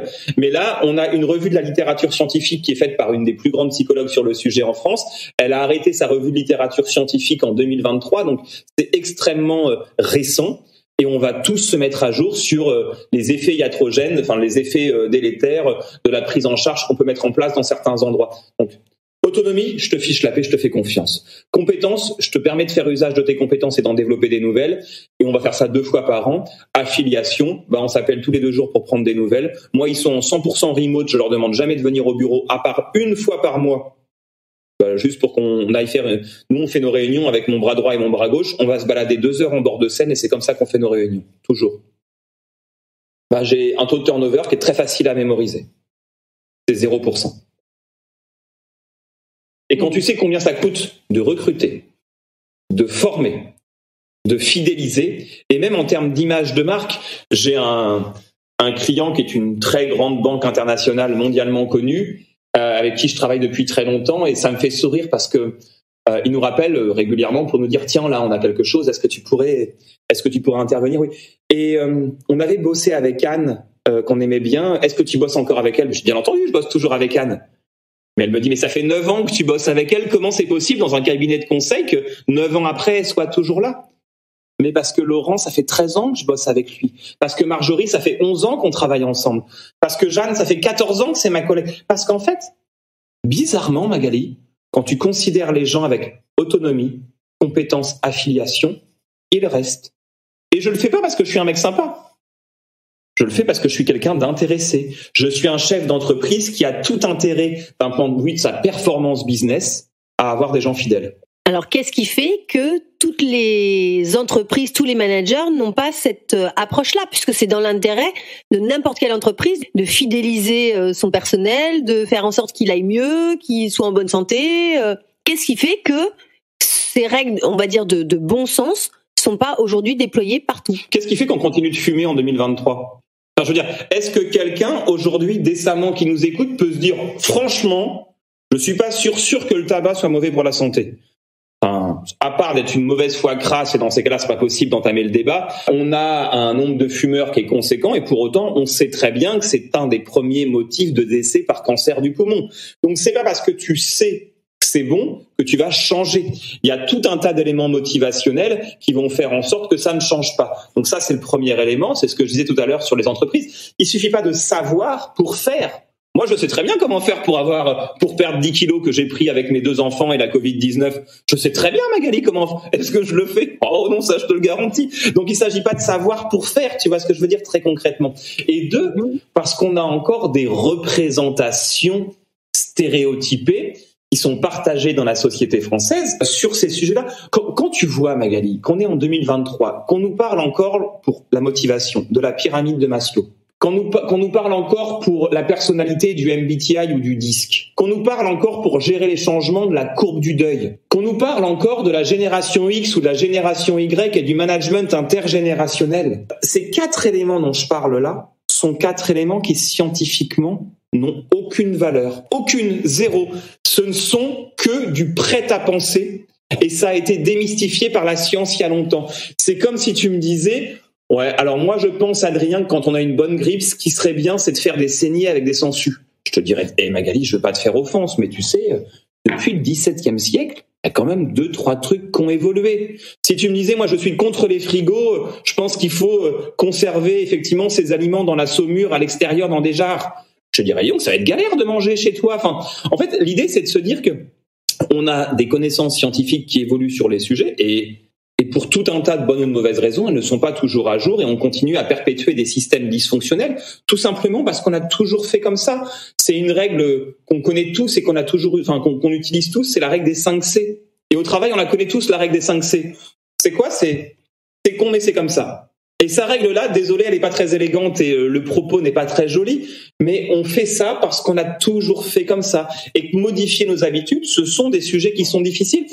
Et la bonne nouvelle, parce que j'ai pas envie qu'on imagine que je suis un garçon pessimiste, alors pour le coup, je suis plutôt un grand optimiste et un grand enthousiaste. Moi, je crois en l'être humain énormément et c'est la raison pour laquelle j'adore mon métier de psychologue, parce que l'être humain est quand même vraiment capable du meilleur. C'est que même quand on a des représentations stéréotypées, la bonne nouvelle, c'est qu'il existe des méthodes pour nous faire modifier nos représentations stéréotypées. Les théories de l'homo economicus, l'être humain est un fainéant intéressé par le moindre effort et uniquement par l'argent, qui vient travailler pour en faire le moins possible et gagner mieux. En fait, ça fait à peu près maintenant 40 ans, presque 50, qu'elles ont été complètement débunkées et qu'on sait que ces représentations-là, elles détruisent de la valeur. Et que l'homo economicus peut laisser la place à d'autres représentations de l'être humain qui sont bien plus créatrices de valeur. La bonne nouvelle, c'est que il y a ce qu'on appelle en psychologie les théories de Moscovici sur les minorités actives. C'est qu'on n'a pas convaincu la majorité tout de suite, mais il y a des petites entreprises qui, à gauche, à droite, ont testé des trucs nouveaux, et en fait, elles sont en train de conquérir les autres parce qu'elles sortent leur épingle du jeu. Et on le voit aujourd'hui, même les grandes entreprises qui sur le télétravail, tu vois, ces grandes entreprises qui ont compris que le télétravail aujourd'hui c'était plus un choix en fait. Que tu étais obligé de mettre ça en place. Je parle pas de celles et ceux qui sont sur des lignes de production qui font de la compote. Enfin, bien sûr, tu n'installes pas une ligne de production dans ton jardin. Ça. Mais pour les métiers pour lesquels c'est accessible, c'est plus un choix. Les entreprises qui n'en proposent pas, elles perdent des candidats. Ces entreprises qui ont compris après la Covid-19, si tant est qu'on soit après la Covid-19, que des conditions de travail qui témoignent de la confiance, qu'un management par la confiance est générateur d'attractivité, de rétention, de fidélité et de performance, elles tirent leur épingle du jeu. Et moi, je fais de plus en plus de think tanks, de conférences publiques. Enfin, je suis amené à débattre avec des philosophes, des chefs d'entreprise dans des grandes alliances du commerce et autres. J'ai une table ronde demain sur le quiet quitting pour une grande alliance des métiers de l'habillement. On voit les entreprises qui font différemment et du coup, elles donnent envie aux autres. Moi, je crois pas qu'on motive par de la moraline. Il faut, tu dois, attention, tu vas perdre. En revanche, on motive par la fonction apéritive, par le désir de passer au plat de résistance. Je peux pas t'inviter à venir déjeuner chez moi, Magali, en te disant viens, sinon tu n'auras rien à manger, tu auras faim. T'imagines l'invitation, ça donne pas hyper envie de venir. En disant Magali, je me suis intéressé à ce que tu aimais, je t'ai prévu un apéro aux petits oignons, je suis sûr que tu vas être trop contente de venir et je serai ravi de t'avoir à la maison. Tu vas venir à la maison, si je te fais un super apéro, tu auras envie de passer au plat de résistance. La fonction apéritive des entreprises qui ont réussi des pilotes fonctionne très bien. Je peux te donner un dernier exemple ou pas sur ce sujet-là? Oui, bien sûr. Un fabricant d'automobiles extrêmement connu de luxe qui m'a dit Adrien, on a un problème depuis 5-6 ans. Dans toutes nos enquêtes annuelles, ce qui ressort, c'est des problèmes de surcharge de travail, la workload. Alors, c'est pas surprenant. Pour tout un tas de raisons qu'on pourrait expliquer si ça t'intéresse, c'est un problème qui ressort dans quasiment tous les diagnostics parce que c'est un facteur fleuve. Est-ce que tu penses, Adrien, qu'on peut faire un plan d'action pour notre siège là? Je dis surtout pas. Surtout pas. En revanche, je veux bien venir dans une petite équipe de 12 personnes dont le manager est intéressé pour aller craquer ce sujet-là et tu vas voir que ça va faire tache d'huile. Je te jure que le mail est arrivé hier matin à 8h15. J'ai fait ça il y a 3 mois. On a suivi l'équipe, on a avancé avec cette équipe de 12 personnes, avec la ligne managériale sur ce sujet.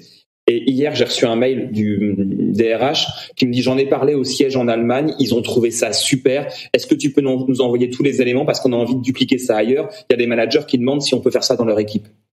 Tu te rends compte de la différence de mindset que ça représente, Magali? C'est plus des personnes à qui tu dis « Le psychologue va venir, va vous apprendre comment gérer votre surcharge de travail parce que les gars, vous ne savez pas faire. » Tu te sens jugé, le psychologue arrive comme un prétendu expert, un censeur, un évaluateur. J'ai la place que je déteste.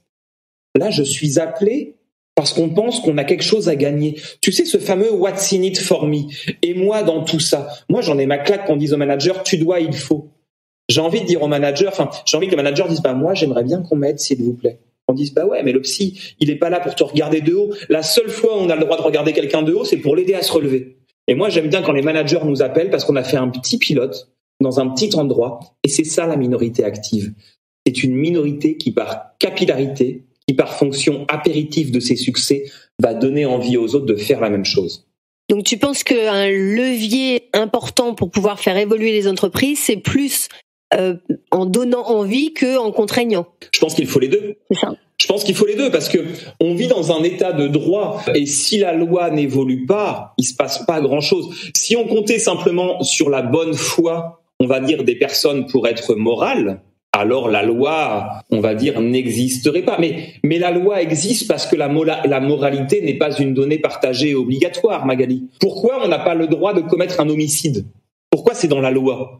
Parce que si on se disait « Non, mais on va compter sur la moralité de chacun, tu sais bien qu'il ne faut pas voler, violer ou tuer ton prochain, on vous fait confiance ». On voit bien, compte tenu du taux d'homicide en France, de cambriolage et autres, que la confiance dans la moralité de l'être humain ne suffit pas à avoir des comportements moraux. Et c'est parce que la confiance dans la moralité de nos comportements ne suffit pas. Je dis bien nous, je me mets dedans. Parce que je n'ai aucune prétention à être un garçon moral systématiquement. Bien sûr que j'ai parfois des comportements immoraux, parce que je suis un être humain et je me définis par le caractère limité de la moralité de mes comportements. Mais c'est parce que ma moralité est limitée qu'il faut une loi pour encadrer tout ça et pour donner un socle commun qui nous permet de vivre ensemble. Donc il faut des lois, bien entendu. Je bosse pour une grande entreprise là, de San Francisco qui a une succursale en France, qui a mis en place un plan de sauvegarde de l'emploi et qui me disait « Ouah, c'est fou, en France, nous on met en place avec, on a une négociation, ça passe à l'inspection du travail, on négocie avec nos élus. Aux États-Unis, le jeudi midi, ils ont reçu leur courrier. Le lundi, il fallait qu'ils soient barrés. Enfin, ouais, la loi est pas la même. Moi, je pense que si on a un des meilleurs taux de productivité du monde en France, n'oublions pas que notre taux de productivité est l'un des meilleurs du monde, c'est aussi parce qu'on a des lois qui garantissent, on va dire, un respect de la personne humaine en situation de travail. Donc il nous faut des lois, mais ça ne suffit pas. C'est-à-dire que oui, il faut le bâton, mais il faut aussi la carotte, il faut aussi inciter. Il faut des lois pour avoir un socle minimum de respect de tout un chacun, et il faut de l'incitation pour avoir une performance maximum dans la mise en musique de ces comportements-là. Et qu'est-ce que tu penses des entreprises libérées ? Tout à l'heure, tu parlais de donner un cadre. Et là, on se reparle un peu de donner un cadre. C'est pour ça que je reviens sur ce sujet-là. Est-ce que tu penses que c'est un modèle vers lequel il faudrait tendre, ou au contraire, c'est pas réaliste et c'est peut-être pas suffisamment cadrant pour les salariés ? Alors, en fait, parce que l'entreprise libérée, c'est un mode d'organisation du travail. Je pense qu'on sera d'accord. Bien sûr. Bien sûr. Un mode d'organisation du travail, c'est un outil. Tout comme le télétravail est un outil. Le télétravail, c'est un mode d'organisation de la présence ou de la distance. Donc, l'entreprise dite libérée, c'est un mode d'organisation du travail, donc c'est un outil. Un outil se définit par son usage et par son objectif. L'objectif de l'entreprise libérée, c'est de produire de la valeur, puisque c'est l'objectif de toute entreprise de produire de la valeur. Le seul et l'unique. La question, c'est est-ce que ce mode d'organisation permet une création de valeur qui soit une création de valeur performante, c'est-à-dire est-ce qu'on sort de l'argent et de la marge et du bénéfice, et est-ce qu'on fait ça, on va dire, dans le respect des êtres humains et du droit du travail. Je suis circonspect. Alors, je sais que en général, dans les podcasts, faut pas dire ça, ça énerve les gens, pas toi, mais les auditeurs, parce qu'on vit dans une société où c'est bien d'avoir des opinions. T'allumes BFM Télé ou CNews à 8h15 du mat, tu vois 40 chroniqueurs toutologues qui ont des réponses sur tout, qui ont déjà 3 cognacs dans le nez et qui t'expliquent que voilà. Alors moi, il est tôt, je n'ai pas de cognac ce matin autour de moi et je ne suis pas un toutologue. Donc je vais suspendre mon jugement sur une partie de ta question. J'ai le même regard sur l'entreprise libérée que j'ai sur la semaine de 4 jours. C'est-à-dire que j'ai besoin d'avoir des données scientifiques fiables pour m'expliquer en quoi ça sert l'objectif de produire de la valeur en respectant la santé. Pour l'instant, de ce que j'ai vu, mais encore une fois, ce que j'ai vu, c'est non représentatif de la totalité des entreprises libérées. J'ai lu le bouquin d'Isaac Getz, que j'ai trouvé passionnant, un peu trop. Et quand c'est trop passionnant, ça m'inquiète un petit peu. Parce que j'ai vu aussi l'angle mort, mais je suis pas le seul, des entreprises libérées. C'est que ça a été utilisé, comme souvent, comme une façon de licencier la ligne de frontline manager, en disant les équipes sont capables de s'organiser elles-mêmes, donc on va économiser sur notre masse salariale en faisant en sorte de faire sauter les échelons hiérarchiques intermédiaires. On va conserver un codir tout puissant et ensuite les gars, débrouillez-vous sur les lignes parce que vous allez réguler vos conflits avec 2 régulateurs qu'on aura embauchés pour mettre en conflit le travail. Et du coup, on aura gagné 30 postes et on aura pris 2 zozos les pauvres ils y sont pour rien, mais on aura mis là dans une situation de travail empêché. Donc là où je rends hommage au travail de Monsieur Getz, qui est un monsieur que j'estime beaucoup, c'est que je pense que l'outil en tant que tel est peut-être intéressant à voir, mais moi je suis prêt à le reconnaître si on m'en montre effectivement la dimension intéressante. Ce que je vois, c'est qu'il y a eu un mésusage de cet outil. Ça ne veut pas dire que l'outil est mauvais. Imaginons que Magali, tu me dises est-ce qu'un couteau c'est bien ou pas ? Un couteau c'est super si tu as besoin de couper un steak, c'est vachement moins bien si tu as décidé d'égorger ta voisine. Mais si tu égorges ta voisine, ça fait pas du couteau quelque chose de mauvais. C'est l'usage qui est dévoyé. Je ne sais pas si ce mode d'organisation, tout comme il y a une étude qui est sortie récemment sur la semaine de 4 jours, alors j'aimerais en avoir un peu plus parce que fonder un raisonnement sur une étude d'un point de vue épistémologique, c'est une ineptie. Il nous faut des méta-analyses et pas juste une simple étude pleine de biais, aussi qualitative soit-elle.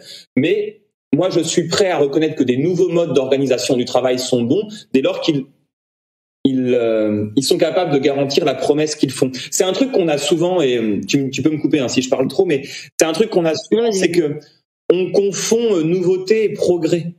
Alors, l'entreprise libérée, moi j'ai eu l'occasion d'interviewer Jean-François Zobrist, qui était l'ex-dirigeant de l'entreprise Favi, et donc c'était 25 ans avant que Isaac Getz, on va dire, popularise ce concept. J'ai pas eu l'occasion d'échanger avec ses salariés, si tu veux. Voilà, j'ai sa vision à lui. Je trouve intéressant de pouvoir replacer le salarié dans un certain nombre de décisions, notamment opérationnelles, mais pourquoi pas un peu plus stratégiques. En revanche, un point où je suis pas d'accord avec lui, c'est que je crois que le manager de proximité est important. C'est-à-dire que là où effectivement dans l'entreprise libérée, j'allais dire, il y a plus de ligne de management intermédiaire ou de proximité et on considère qu'ils sont plus utiles. Alors que dans ma conception, en tout cas à ce jour, je crois au contraire que le manager de proximité a un rôle de régulation, aussi de cadre, de sécurisation et pourquoi pas aussi de remontée d'informations. Qui ont été faits par un philosophe des organisations qui s'appelle Thibaut Brière, qui est un garçon que je ne peux que t'inviter à rencontrer, à interviewer parce qu'il a écrit un bouquin qui est absolument formidable qu'il a sorti l'an dernier. Il était philosophe d'une organisation pour une très grande entreprise française très très connue et il conseillait directement le patron sur les stratégies à mettre en place et sur les réflexions organisationnelles. Et en fait, il est sorti dans d'assez mauvais termes et en procès qu'il a gagné d'ailleurs si mon souvenir est bon, puisqu'en fait, ce qu'il a mis en lumière, c'est qu'à chaque fois qu'il était confiance de management par la confiance ou de management libéré ou quoi que ce soit, ça n'était qu'une instrumentalisation du désir des salariés, une façon de catégoriser les personnes et ça générait effectivement des effets pervers, toxiques et surtout d'une moralité limitée. Donc la promesse est belle.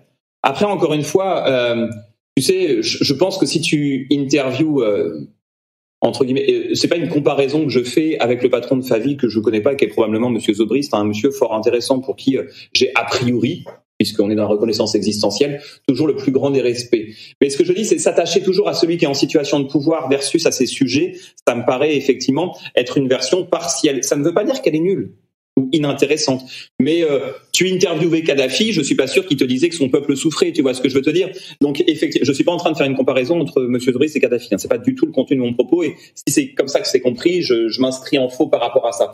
Je dis simplement que quand tu es en posture d'être celui qui a du pouvoir, je trouverais ça intéressant qu'on puisse aussi regarder et mesurer celles et ceux qui en sont, on va dire, les sujets de ce pouvoir. Bien sûr. C'est pour ça que je disais que j'ai pas eu l'occasion d'échanger avec ces salariés. Bon, après, objectivement, il y a une évolution de 80 salariés à 600 salariés avec une boîte qui a très bien marché. Il a dû avoir la boîte à sa main pendant plus de 25 ans. Donc ça a produit ses résultats sur un plan économique. Après, sur un plan social, je sais pas. Bon, a priori, ça s'est bien passé. Mais voilà, c'est pas la même chose si on discute avec le chef que lorsqu'on discute avec le salarié. Ce qui serait très intéressant, si on partage avec nos auditeurs cette rigueur scientifique dans les raisonnements, c'est de comprendre ce que les psychologues appellent la part de variance expliquée. En gros, quand un phénomène apparaît, et là, par exemple, la croissance d'une entreprise qui passe de 80 à 600 salariés. Donc, on sera d'accord pour dire que de 80 à 600, il y a quand même une forte croissance, et c'est un succès économique indéniable. Ça, je pense qu'on s'entendra tous pour le dire. La question qu'on devrait se poser scientifiquement, c'est ce succès économique indéniable, en quoi tient-il du mode d'organisation en entreprise libérée ? Tu vois ce que je veux dire ? Quelle est la part de variance expliquée dans l'évolution de ce comportement ou de cette performance ? Parce que imagine que tu me dises, je prends un exemple très simple, mais à partir du moment où imagine que quelqu'un juste avant la crise de Covid-19 se dise tiens, moi ce que je vais faire, c'est que là je vais créer une petite PME qui vend des masques chirurgicaux et du Doliprane. La veille de la Covid-19, la pandémie arrive, il fait 7000% de croissance dans l'année. Et en même temps, il a mis en place un mode de fonctionnement de l'entreprise libérée. Est-ce que c'est l'entreprise libérée qui a fait les 7000% de croissance ou une conjoncture de pandémie et économique qui génère une hypercroissance par rapport à un besoin massif de la population ? On peut imaginer quand même qu'on va repondérer un peu les raisonnements. Donc moi, je ne peux que saluer le succès économique de cette entreprise. J'aimerais simplement savoir en quoi ce succès tient du mode d'organisation du travail. Est-ce que ça tient à 80% à ça ou à simplement 5% ? C'est pas grave si c'est 5%, mais au moins ça nous permettrait d'avoir un regard, je pense, modéré, pondéré et plus explicatif de ce succès indéniable. Ça m'intéressait de t'interroger en tant que psychologue du travail pour savoir si cette absence de cadre, et là je parle de cadre autant de manager que de cadre au sens cadrant en proximité. Enfin, j'ai l'impression en tout cas que les salariés aujourd'hui se plaignent beaucoup de leur encadrant, et en même temps, je suis pas certaine qu'ils soient prêts à ne plus en avoir du tout. Oui, d'autant que si tu veux, il ne suffit pas de ne pas avoir de manager pour éviter que le pouvoir s'exerce. Enfin, oui. C'est une blague, tu vois ce que je veux dire? C'est pas comme si on avait dit, tu sais, il y a une coopérative qui doit s'appeler, je crois, 1836 ou quelque chose comme ça. Tu sais, les anciennetés Lipton Éléphant, là, qui se sont créées dans le sud de la France, où les salariés ont racheté leur entreprise après une longue bataille juridique pour être auto-organisés et autres. Et là, il y a un vrai pouvoir tournant. Là, effectivement, on est dans une scope, il y a un vrai pouvoir tournant. Dans une entreprise capitalistique qui est encore en SARL ou en SAS, c'est pas parce que tu n'as plus les échelons intermédiaires que tu n'as plus d'échelons. Tu as toujours un comité de direction, un comité exécutif, et il ne suffit pas d'enlever, on va dire, des maillons à la chaîne pour arrêter d'avoir une chaîne. Tu vois ce que je veux dire? Les maillons sont resserrés, et souvent ça a des effets pervers. C'est quand tu as un problème et que la personne à qui tu dois le remonter, c'est directement ton PDG, ce qui se passe, c'est une dissimulation de la plupart des problèmes, parce que tu as peur de te faire virer si c'est ton PDG que tu viens enquiquiner pour un problème de maintenance curative où la machine s'est enrayée, parce que tu as l'impression qu'il a autre chose à faire. Faut pas oublier que le management de proximité, il gère à gérer des problèmes de proximité. Or, les problèmes de proximité, ce sont les aléas. Et on l'a dit tout à l'heure, les aléas, c'est par nature ce qui arrive à peu près tous les jours. Et donc, effectivement, tu te dis, je vais pas aller voir mon grand patron pour lui dire ça parce que je vais me prendre un taquet, je vais me faire engueuler, je vais me faire virer, ou ça va l'agacer, il a autre chose à faire. Du coup, tu ne le dis pas. Soit tu dissimules des problèmes, soit tu les enquistes. Je suis pas sûr que ça soit une très bonne façon de fonctionner. Deuxième chose, c'est que toute coprésence, toute collaboration, toute coopération, en gros, à chaque fois qu'on est deux à un endroit, on finit par s'engueuler. Le conflit, il est consubstantiel à la vie en société. Tu vois, on s'entend bien, Magali, là. Enfermons-nous tous les deux 3 jours dans une pièce sans fenêtre et sans manger, je te jure que ça va mal se passer entre nous. C'est une nécessité philosophique, ça ne peut pas ne pas être. Et puisque le conflit est consubstantiel à l'activité humaine, nécessairement quand tu es au travail dans une usine ou autre, tu vas finir par rentrer en conflit avec tes collègues. Et la question, c'est comment on arbitre ces conflits? Comment on va réguler ces conflits? En situation de travail, il faut souvent une figure d'autorité pour arbitrer les conflits, et ça n'est pas grave. Si tu es parent et qu'à chaque fois que tes enfants ont un conflit, tu leur dis non, vous réglez ça entre vous, je m'en occupe pas, en fait, ça s'appelle être un parent démissionnaire. Parce qu'à un moment, tu sers aussi à apprendre à tes enfants à réguler les conflits, et lorsque ça n'est pas possible de leur apprendre, tu sers à sanctionner la fin du conflit, nécessairement. L'absence de management intermédiaire, je ne dis pas qu'elle rend impossible l'exercice d'une activité parce que je n'en sais rien, et ça serait me prendre pour ce que je ne suis pas, c'est-à-dire un psychologue omniscient. En revanche, elle me laisse sceptique, circonspect, et je suspends mon jugement sur le caractère adapté de ce type de mode d'organisation. Et comment tu expliques qu'il y ait, tout à l'heure je crois que tu as appelé ça workload, comment tu expliques qu'aujourd'hui on soit pour beaucoup dans un sentiment de surcharge? Pourquoi il y a une surchauffe? Et d'ailleurs on parle maintenant de burn-out, j'allais dire tout le monde connaît au moins une personne qui a fait un burn-out, quoi. Le travail s'est intensifié et mentalisé au fur et à mesure des années. C'est-à-dire que autant le premier motif de consultation en pathologie pro il y a 30-40 ans, c'était le mal de dos. Aujourd'hui, il y a moins de port de charge lourde. Toi et moi, franchement, ça fait combien de temps qu'on n'a pas porté des gros trucs? Et même dans l'industrie, il y a de moins en moins de charges lourdes, tu vois. On a beaucoup moins de problèmes de dos, de problèmes de peau, mais on a beaucoup plus de problèmes liés au stress au travail. Donc le travail s'est beaucoup plus mentalisé avec les nouvelles technologies de l'information et de la communication. Et on est devenu, la citation n'est pas de moi, nous sommes devenus une civilisation à la hâte. C'est-à-dire qu'on travaille plus intensément. Avec le télétravail, on a augmenté notre temps de travail pour celles et ceux qui ont droit d'environ 50 minutes par jour. Et ces 50 minutes qu'on gagne, ou en tout cas où on n'est pas dans les transports et autres, n'ont pas été dédiées à du temps libre, à prendre l'air, à passer du temps avec ses enfants, à aller courir ou aller au théâtre.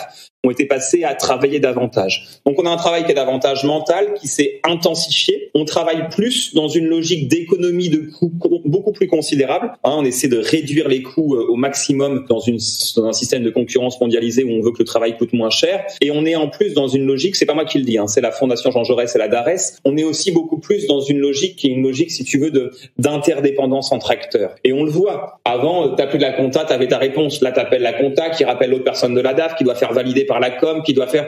Et en fait, on est dans une logique d'interdépendance qui rend beaucoup plus complexe et considérable la somme des partenaires auxquels on fait face. Et tout ça, ça génère des entonnoirs de charges à un moment. Comme en plus de ça, on vit une situation que certains appellent de fatigue informationnelle, tu sais qu'on appelle souvent l'infobésité.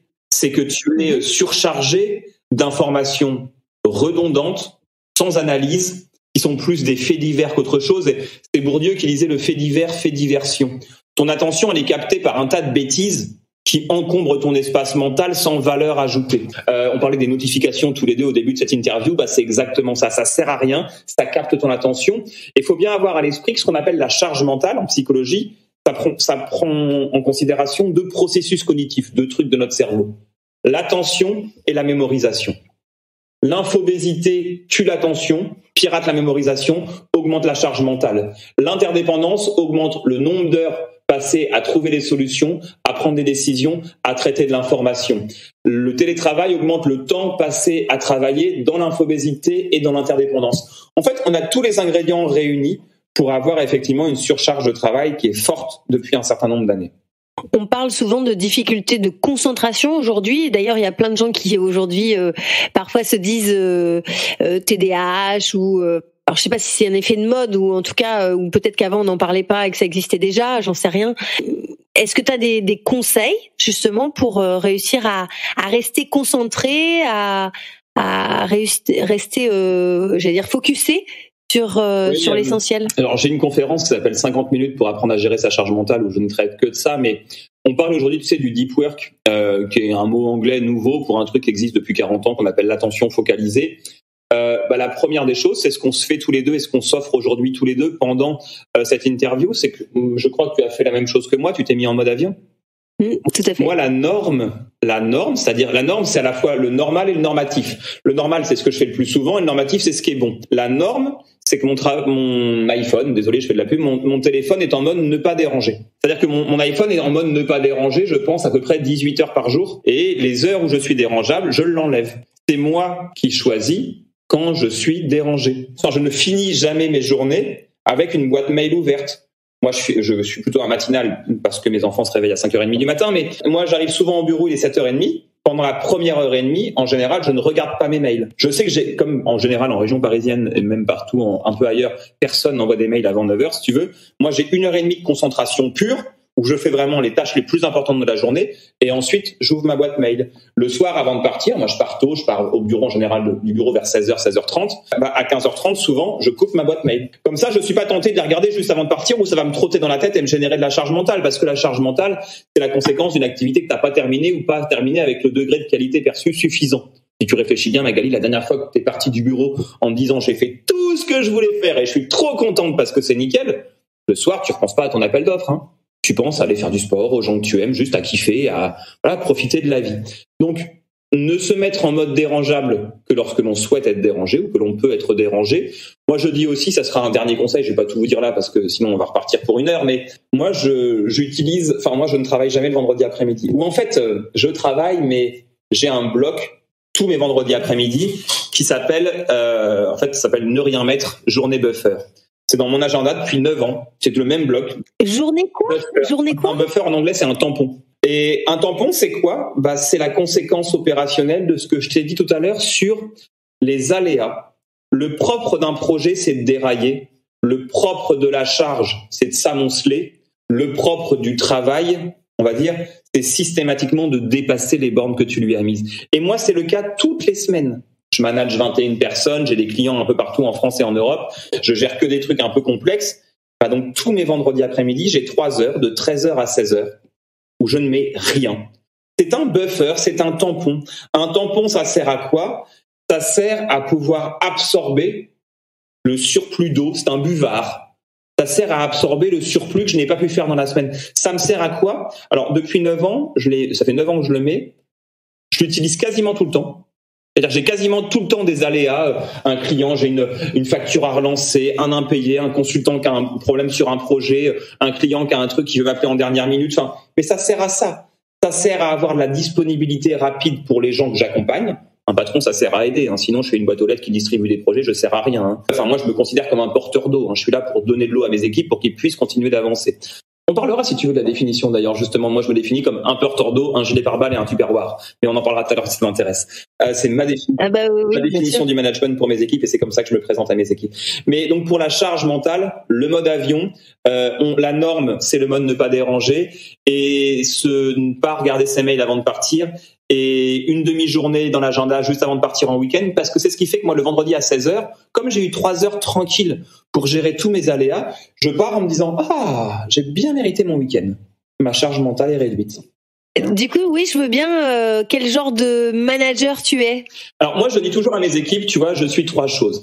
Je suis un porteur d'eau, et tu vois, pour rendre hommage à Monsieur Zobrist et à Isaiah Getz, j'ai pris l'idée dans leur bouquin. Il faut aussi rendre aux uns et aux autres. Tu vois, on peut être critique par rapport à des méthodes et savoir reconnaître la pertinence des propos. Je crois que c'est, je sais plus si c'est chez Monsieur Zobrist ou Charlie Davidson, où il disait « je me définis comme un porteur d'eau ». C'est-à-dire que je suis là pour apporter le verre d'eau à mes salariés qui doivent continuer de s'hydrater pour bosser. Donc moi, je suis au service de mes équipes pour faire en sorte qu'elles continuent de bosser correctement. Je me dois de leur donner les moyens de leur performance. Un porteur d'eau. 2, moi, je me considère comme un gilet pare-balles. Le gilet pare-balles, c'est quoi ? En tout cas, chez Sens & Cohérence, le client n'a jamais été le roi et il ne le deviendra jamais. Pour moi, c'est l'équipe qui est reine.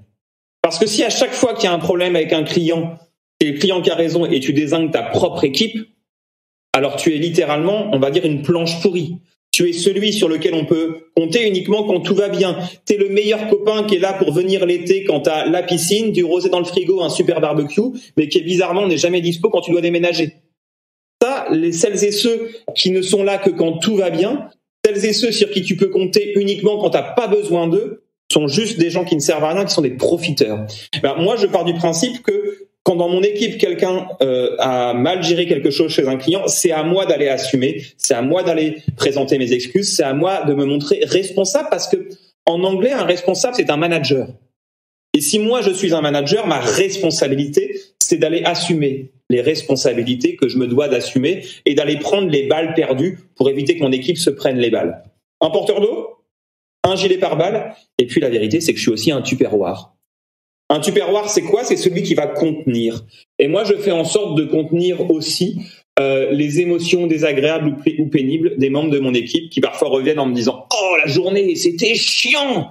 Oh là là, c'était pas intéressant, je me suis ennuyé, c'était horrible, c'était terrible. Oh, j'ai vu des gens, j'avais envie d'en pleurer tellement les conditions de travail étaient là. J'ai vu quelqu'un qui était vraiment hyper triste, ça m'a touché. » Moi, je suis là pour contenir aussi tout ce qui est désagréable, tout ce qui est pénible, tout ce qui est ennuyeux. Ça s'appelle créer un climat de sécurité psychologique. Moi, j'ai connu un de mes managers à une époque quand j'étais salarié qui ne voulait entendre, qui me disait « Ah, j'ai pas envie d'entendre ça quand tu sors de ta journée, tu pourrais me dire que ça s'est bien passé. » Bah oui, mais non, non.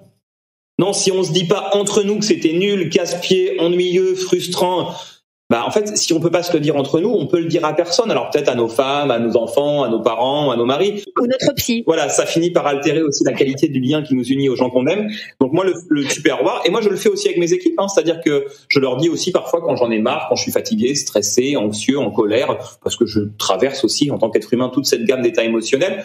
Nous sommes nos tupperwares mutuels, et moi je me trouve assez bien dans cette définition simple du management, un porteur d'eau, un gilet pare-balles, un tupperware.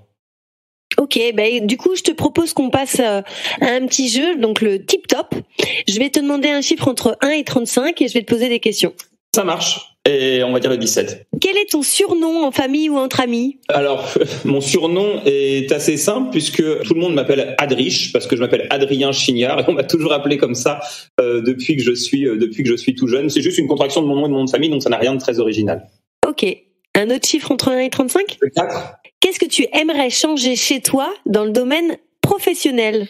Alors, je parle beaucoup trop vite. Je suis une mitraillette à parole. Et comme en plus de ça, je suis un passionné, je m'emballe moi-même. C'est-à-dire qu'au début, je mitraille et ensuite, je mitraille encore plus vite parce que j'ai fait des associations d'idées et j'ai beaucoup de mal, ça fait 16 ans qu'on me le dit, à poser ma parole. Je me force, si les auditeurs le voyaient, quand je fais des conférences en ligne, j'ai un petit rituel que je te montre à toi, qui s'appelle ce que je mets, calme et tranquille Adrien, tu maîtrises et amuse-toi. Calme et tranquille, c'est va doucement, structure, parle doucement. Je n'y arrive absolument pas. Si, quand tu as conscience des choses, si. Oui, mais on me laisse tellement piéger par mon enthousiasme qu'en fait, en 3 minutes, ça repart. Alors, je vois bien ce que tu veux dire, puisque je pense que c'est un trait qu'on a en commun. En fait, j'ai appelé valeur agitée aussi parce qu'on m'appelle l'agité du bocal. Voilà, ok, tout s'explique. Voilà. Un autre chiffre entre 1 et 35 ? Le 20. Quel talent ou super pouvoir tu aimerais avoir ? Waouh. Ce que j'aimerais, c'est pouvoir. Moi, je suis un énorme voyageur et je suis très curieux du monde. J'aimerais pouvoir, on va dire, me téléporter. C'est-à-dire que j'aimerais, parce que j'ai envie de découvrir plein de trucs. Enfin, on était en Norvège avec ma femme et mes enfants il y a 2 semaines. Il y a 2 mois, on était en Afrique du Sud. Là, on est en train de regarder où on veut repartir. Moi, j'aime vraiment beaucoup les gens. J'aime beaucoup les êtres humains. L'être humain me passionne. Tu sais, moi, je voulais être prof d'histoire à la base avant d'être psychologue, puisque je suis ça peut paraître bizarre, c'est horrible de dire ça pour finir, mais moi je suis un passionné des systèmes concentrationnaires nazis à la base, parce que ce qui m'intéressait, c'est de comprendre comment le kidam, comment la personne lambda, le prof, l'électricien, le boulanger, le charcutier, avaient été enrôlés dans des systèmes concentrationnaires dans lesquels ils ont eu des comportements monstrueux. J'ai trouvé mes réponses dans la philosophie, chez Hannah Arendt, dans la banalisation du mal, dans la psychologie clinique d'abord et dans la psychologie sociale, parce que j'ai voulu comprendre l'influence des comportements et des normes sur les décisions individuelles et les comportements spécifiques des êtres humains. Et donc moi, la compréhension de l'être humain me passionne, et quand en plus de ça, tu rajoutes une composante interculturelle. Enfin, je me souviens d'une discussion avec une dame dans un restaurant au Japon qui me demandait comment vous trouvez les japonaises ? Je lui ai répondu, j'ai dit comment vous trouvez les Français ? Et elle m'avait dit mais je peux pas répondre à cette question-là. J'ai dit mais vous venez de me la poser. Mais elle me dit mais parce que vous en France, vous pouvez vous permettre en tant qu'individu de poser un regard sur une norme, sur une entité. Nous jamais on répondra à une question comme ça au Japon, c'est impossible. Et je m'étais dit mais c'est dingue ces différences interculturelles qui modifient notre représentation du monde. Tu sais, j'aime beaucoup cet élément qui est une vérité scientifique qui dit que on ne croit pas ce que l'on voit. On voit ce que l'on croit. C'est qu'on a une représentation préalable du monde qui nous fait lire les situations différemment. Donc c'est une longue réponse pour te dire j'aimerais me télétransporter parce que je voudrais voyager tout le temps. Alors du coup, je vais rebondir sur 2 points. J'ai fait justement une petite vidéo sur le monde est empli de belles personnes. Faut-il le voir pour le croire ou faut-il le croire pour le voir ? Donc tu vois, ça me fait un petit clin d'œil. Et sur la question des nazis, peut-être que tu arriveras à répondre à une de mes interrogations que j'ai depuis très jeune. C'est comment à un moment donné Hitler a pu enrôlé autour notamment de la question des Aryens, alors que lui-même il est petit, brun, avec les yeux noirs. J'ai toujours eu une vraie interrogation en me disant mais je comprends pas, les gens ils sont pas bêtes, ils voient bien qu'à un moment donné il lui-même respecte pas les critères qu'il fixait. Je fais pas offense aux plus grands historiens et parfois sociologues de l'histoire de ce monde en prétendant répondre en quelques instants à cette question. Je ne peux que inviter toi et nos auditeurs à lire par exemple Bertrand de la Campagne, Essai sur l'indifférence de la banalisation du mal, Hannah Arendt sur le procès Eichmann. En fait, il existe à la fois en philosophie et en psychologie beaucoup d'expériences sur la soumission à l'autorité. Peut-être que les uns et les autres connaissent cette fameuse expérience de Milgram où on montre qu'environ entre 60 et 65% de la population serait prêt à infliger un choc létal, donc mortel, à quelqu'un d'autre si une autorité suffisante lui demandait. Ça rappelle à l'humilité des uns et des autres.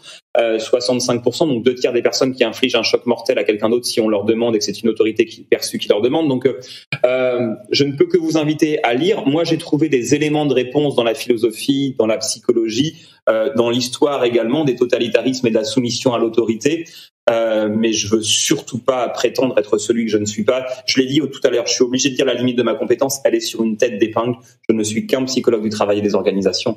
Et donc, du coup, tu sais qui inviter pour les prochaines fois. Au-delà du philosophe Thibaut Brière, il y a probablement plein de super historiens des systèmes concentrationnaires. Eh ben, merci beaucoup. Et puis un dernier chiffre ? Le 24. Quelle est ta routine quotidienne pour prendre soin de toi ? Tous les midis, je vais marcher 1h15 en bord de Seine. Tous les midis. Je me suis cassé le pied le 22 décembre là, en rentrant d'Afrique du Sud. Pendant 12 jours, avant de retourner voir le chirurgien et autres, je n'ai pas pu le faire. Ça m'a rendu le plus malheureux du monde. Et dès que j'ai pu reposer le pied par terre, je suis retourné marcher tous les midis. Et on a sourcé scientifiquement, ça s'appelle ART, Attention Restoration Theory, que le fait de faire ça, dans 5 conditions spécifiques, Ça augmente en plus la qualité des fonctions exécutives supérieures, donc des fonctions du cerveau qui permettent de rester pertinent et concentré l'après-midi. Et en plus de ça, c'est bon pour la diffusion cognitive, c'est-à-dire la gestion de nos émotions, la distance que l'on prend avec le petit langage interne maltraitant qu'on a d'un point de vue psychologique, et c'est bon aussi pour le stress et pour le cardio. Donc c'est la routine et je n'en changerai pour rien au monde. Merci pour ce partage. Est-ce que tu aurais une actualité à nous transmettre ? Comment on fait si on a envie d'aller plus loin, si on a envie de te découvrir ? Si vous voulez me découvrir, alors le garçon que je suis n'est pas nécessairement quelqu'un à découvrir ou à connaître. En revanche, ce que je raconte en psychologie a souvent des choses assez, moi je trouve passionnantes parce que ma matière est passionnante. J'ai envie de me dire, suivez-moi sur LinkedIn puisque je partage assez souvent à la fois de la vulgarisation. Donc je fais pas mal de conférences. Là, je sors 2 nouvelles conférences. Après ma dernière conférence qui s'appelait 50 minutes pour apprendre à gérer sa charge mentale, j'ai sorti une conférence comment gérer la surcharge durable de son équipe. Et bientôt, une nouvelle conférence va sortir sur comment être un manager juste. Ah, alors est-ce que tu veux nous faire un petit teasing sur le manager juste ? En fait, ça prend en considération les 4 dimensions de la justice. Donc, on va parler des 4 dimensions psychologiques de la justice au travail. On va parler d'un mode de leadership qui s'appelle le leadership éthique. Et on va parler de l'impact de tout ça sur ce qu'on appelle les comportements de citoyenneté organisationnelle. En gros, tous ces petits suppléments d'âme que tu mets au travail, tu ne seras pas payé, ça ne t'est pas demandé par ton patron, ça n'est pas effectivement dans ton contrat de travail, tu n'auras pas de prime pour ça. Mais c'est tout ce petit supplément d'âme, tous ces petits efforts que tu mets en plus pour faire en sorte de mettre de l'huile dans les rouages. Donc, on parlera de tout ça dans cette conférence. Une personne que tu auras envie de me conseiller à inviter pour un prochain podcast ? J'ai envie de t'en conseiller 2. Je vais te conseiller 2 personnes et puis tu pourras choisir si tu veux.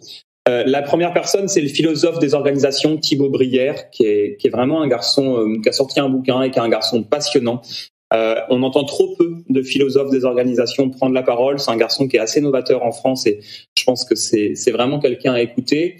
L'autre, c'est un chercheur et consultant qui s'appelle Philippe Zaviedja, qui a passé sa vie à étudier la fatigue et le burn-out et qui en a une lecture experte, simple, d'une très grande délicatesse et très très cultivée.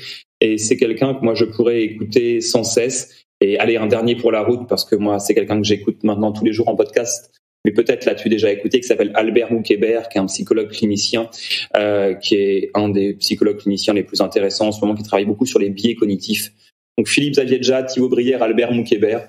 Et si tu n'invites pas les 3, je pense que tous nos auditeurs, je ne peux que vous inviter à écouter ce que font ces messieurs, parce qu'ils sont absolument captivants.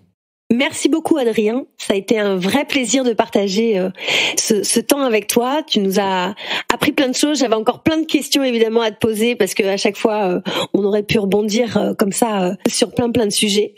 Donc ce sera peut-être l'occasion d'une seconde interview peut-être. En tout cas, merci, ça a été un vrai plaisir. Avec grand plaisir, merci beaucoup de ton intérêt pour mon travail, je te sais gré de tout ça, ça m'est précieux. Et puis écoute, au plaisir d'une prochaine fois pour poursuivre les échanges, Magali. Merci.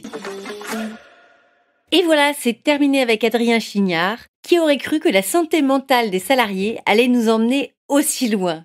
Je crois que personne n'aurait pu le deviner. Vous l'avez compris, à ce micro de Valeurs Agitées, nous sommes toujours sur des échanges très spontanés, très naturels et très authentiques. Et donc, personne ne sait exactement jusqu'où on va aller dans nos échanges. Et c'est ce que nous retrouverons la semaine prochaine avec le premier influenceur de LinkedIn qui sera à mon micro de Valeurs Agitées. Vous l'avez reconnu, il s'agit de Michel Coury. Je vous dis à très bientôt. Vous avez aimé cet épisode ? Abonnez-vous à la newsletter Valeurs Agitées pour ne rater aucune des prochaines diffusions et laissez-moi 5 étoiles sur votre plateforme d'écoute préférée. Ce podcast est propulsé par France Coaching.